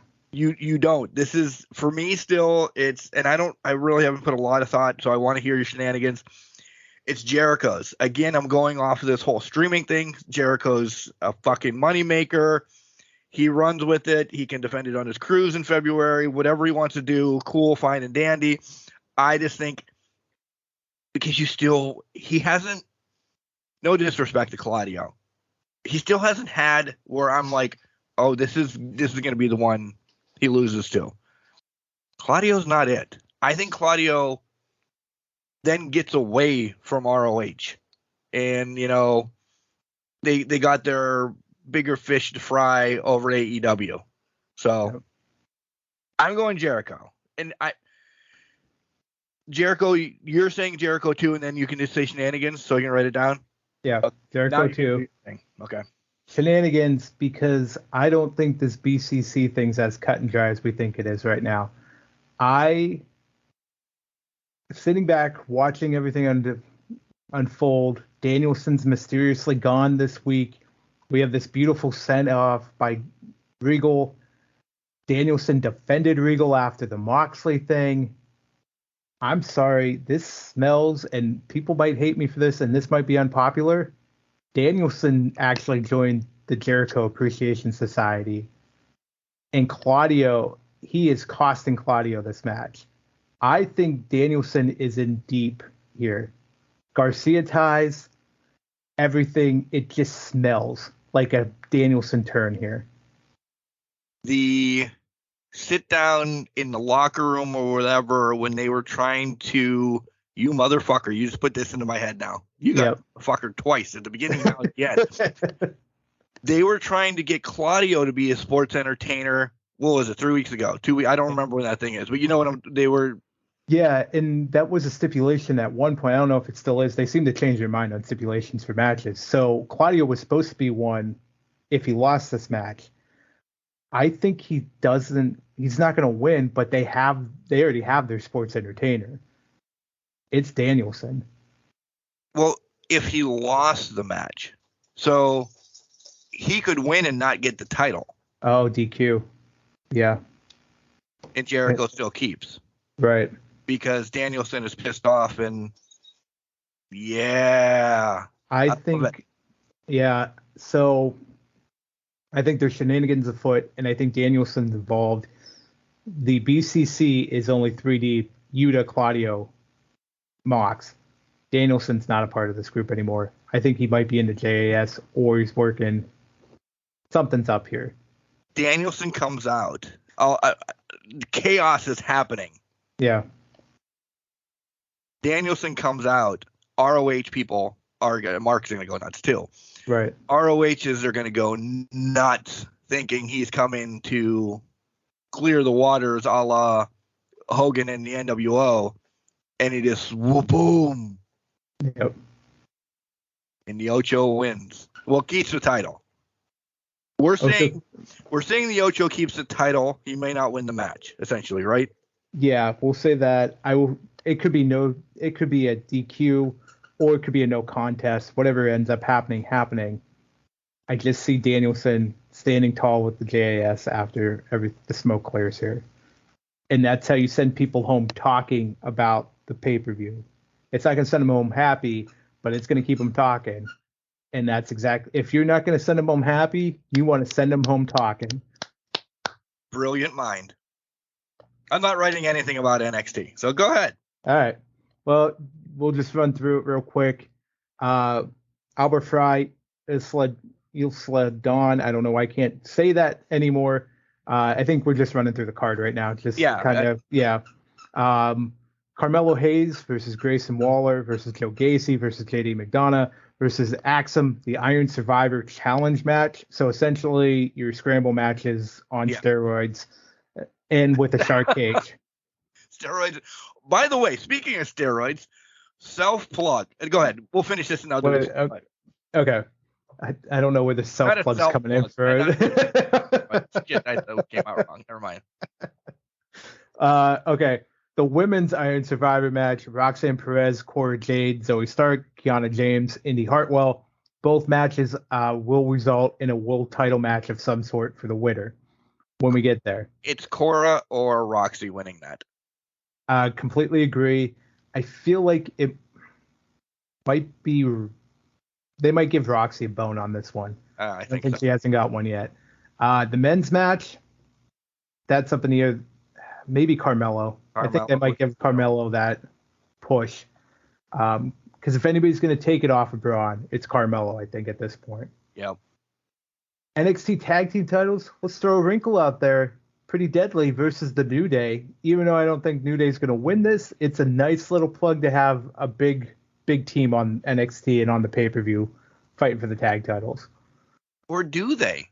They might. I don't know. What are they doing on the main roster? They could it could be a transition. It's another thing for their legacy. So when they all go into Hall of Fame, because they were around before NXT was. Not the original NXT of SSG and all that stuff, but they were never down there as a group. Yeah. You give them that, it's just another, hey, they were NXT Tag Team Champions at one time, and hold them till TakeOver right before Rumble. I don't know. I can't remember.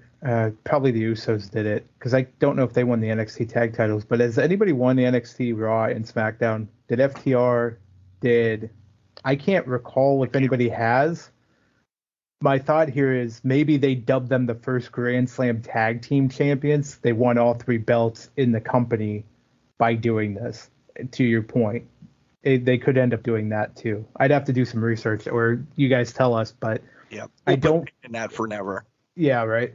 It's Kurt Angle's birthday tonight. Holy shit! It is. Happy birthday, Kurt.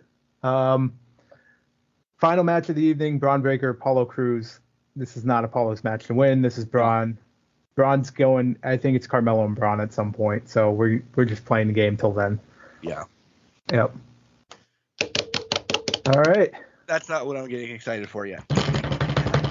The drum rolls have been done. Oh wait, you need to talk to us about your steroid issue. Yeah, my steroid issue. First and foremost, I've talked about this for, I think it's 8 weeks now. Guys, on Vice, they're on YouTube now as well. Go back and watch Tales from the Territories, okay? It all leads up to this Tuesday at 9 o'clock.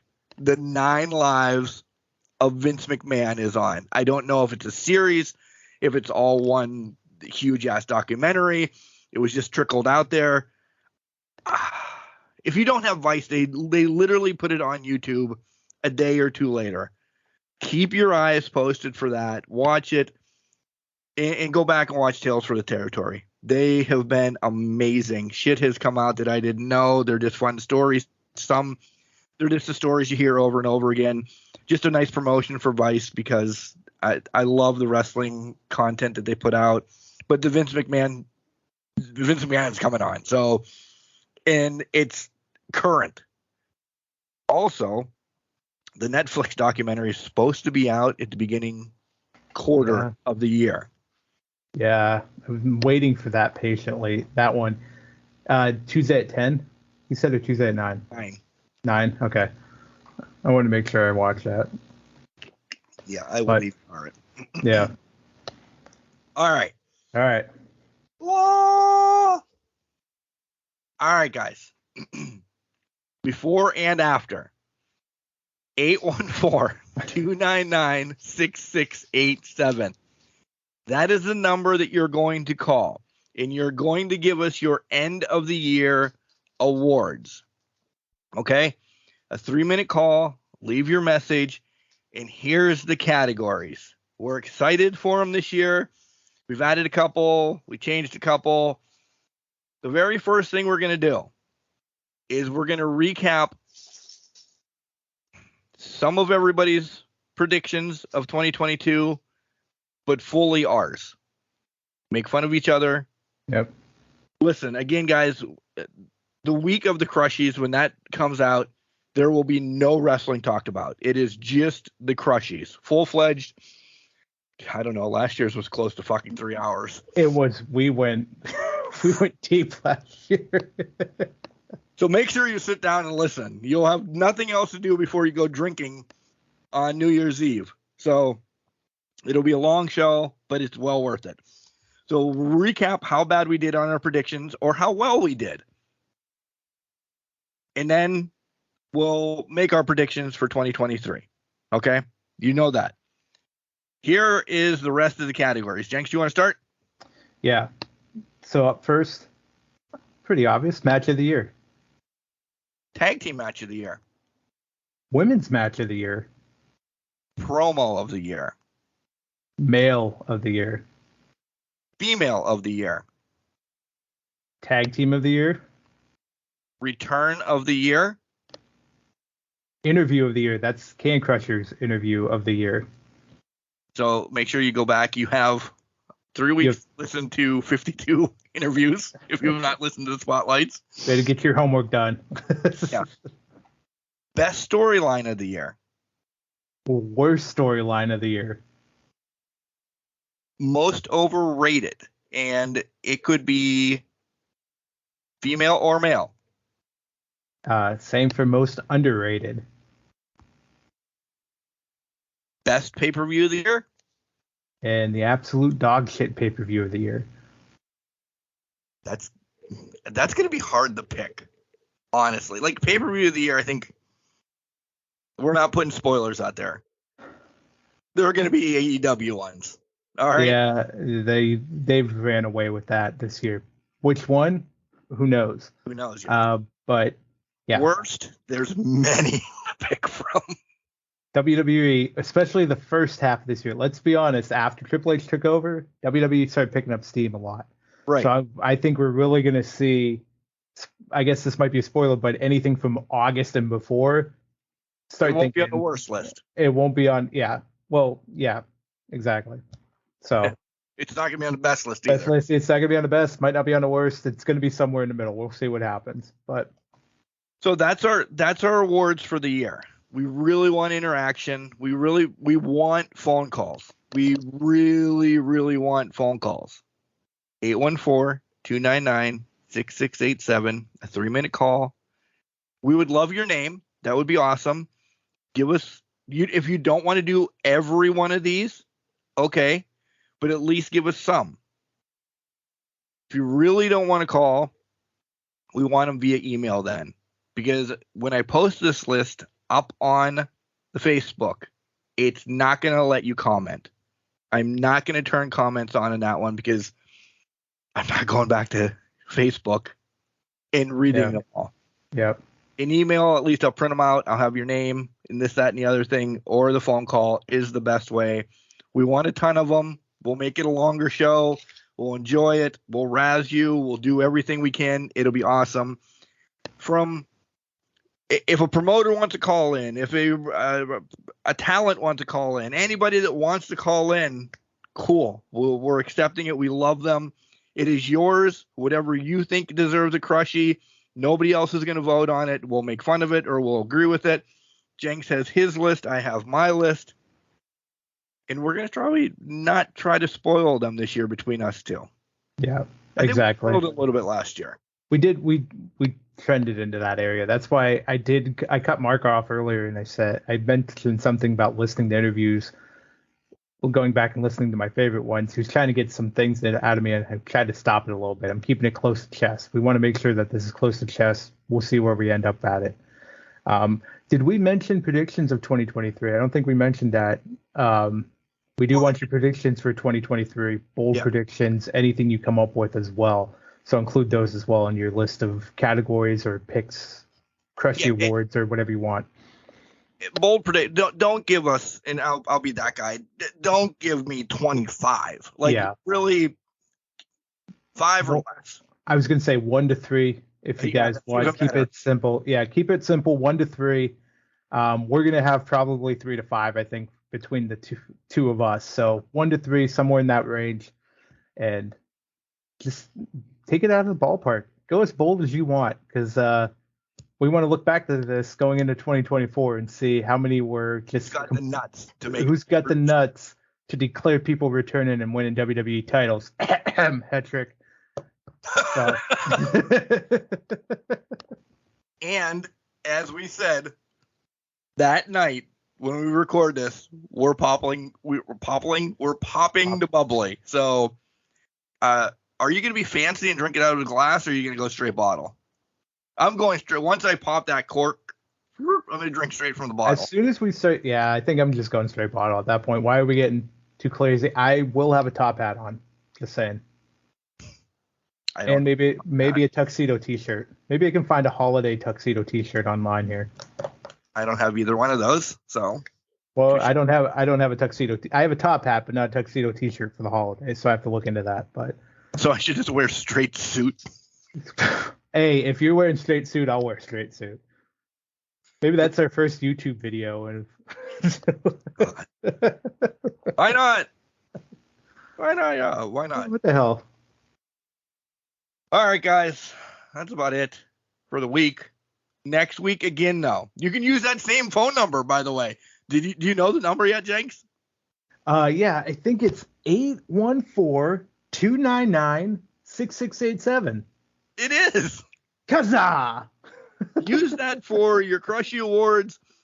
And next week is Ask Can Crushers. We got a couple in Hoppa already. Send in your Ask Can Crushers. It'll be the last. Clearly, it's the last one of the year. Get that in, because that'll be next week is the last week that we talk about wrestling, essentially until January 7th. Isn't that crazy? Well, it's 3 weeks essentially. We've never had a whole 3-week break and we'll see what actually happens in those 3 weeks. Watch everything just completely burn to the ground and things just go complete ape shit over the next 3 weeks. Special out of nowhere. We're regrouping Christmas Day. Yeah. What are you doing right now? I'm eating fucking ham. Too bad. Get online. Get your ass, roll your ass to the microphone. By the way, obviously we're recording late at night. SmackDown came on. It's great to see the NXT parking lot has made it to the main roster, and shit's going down now.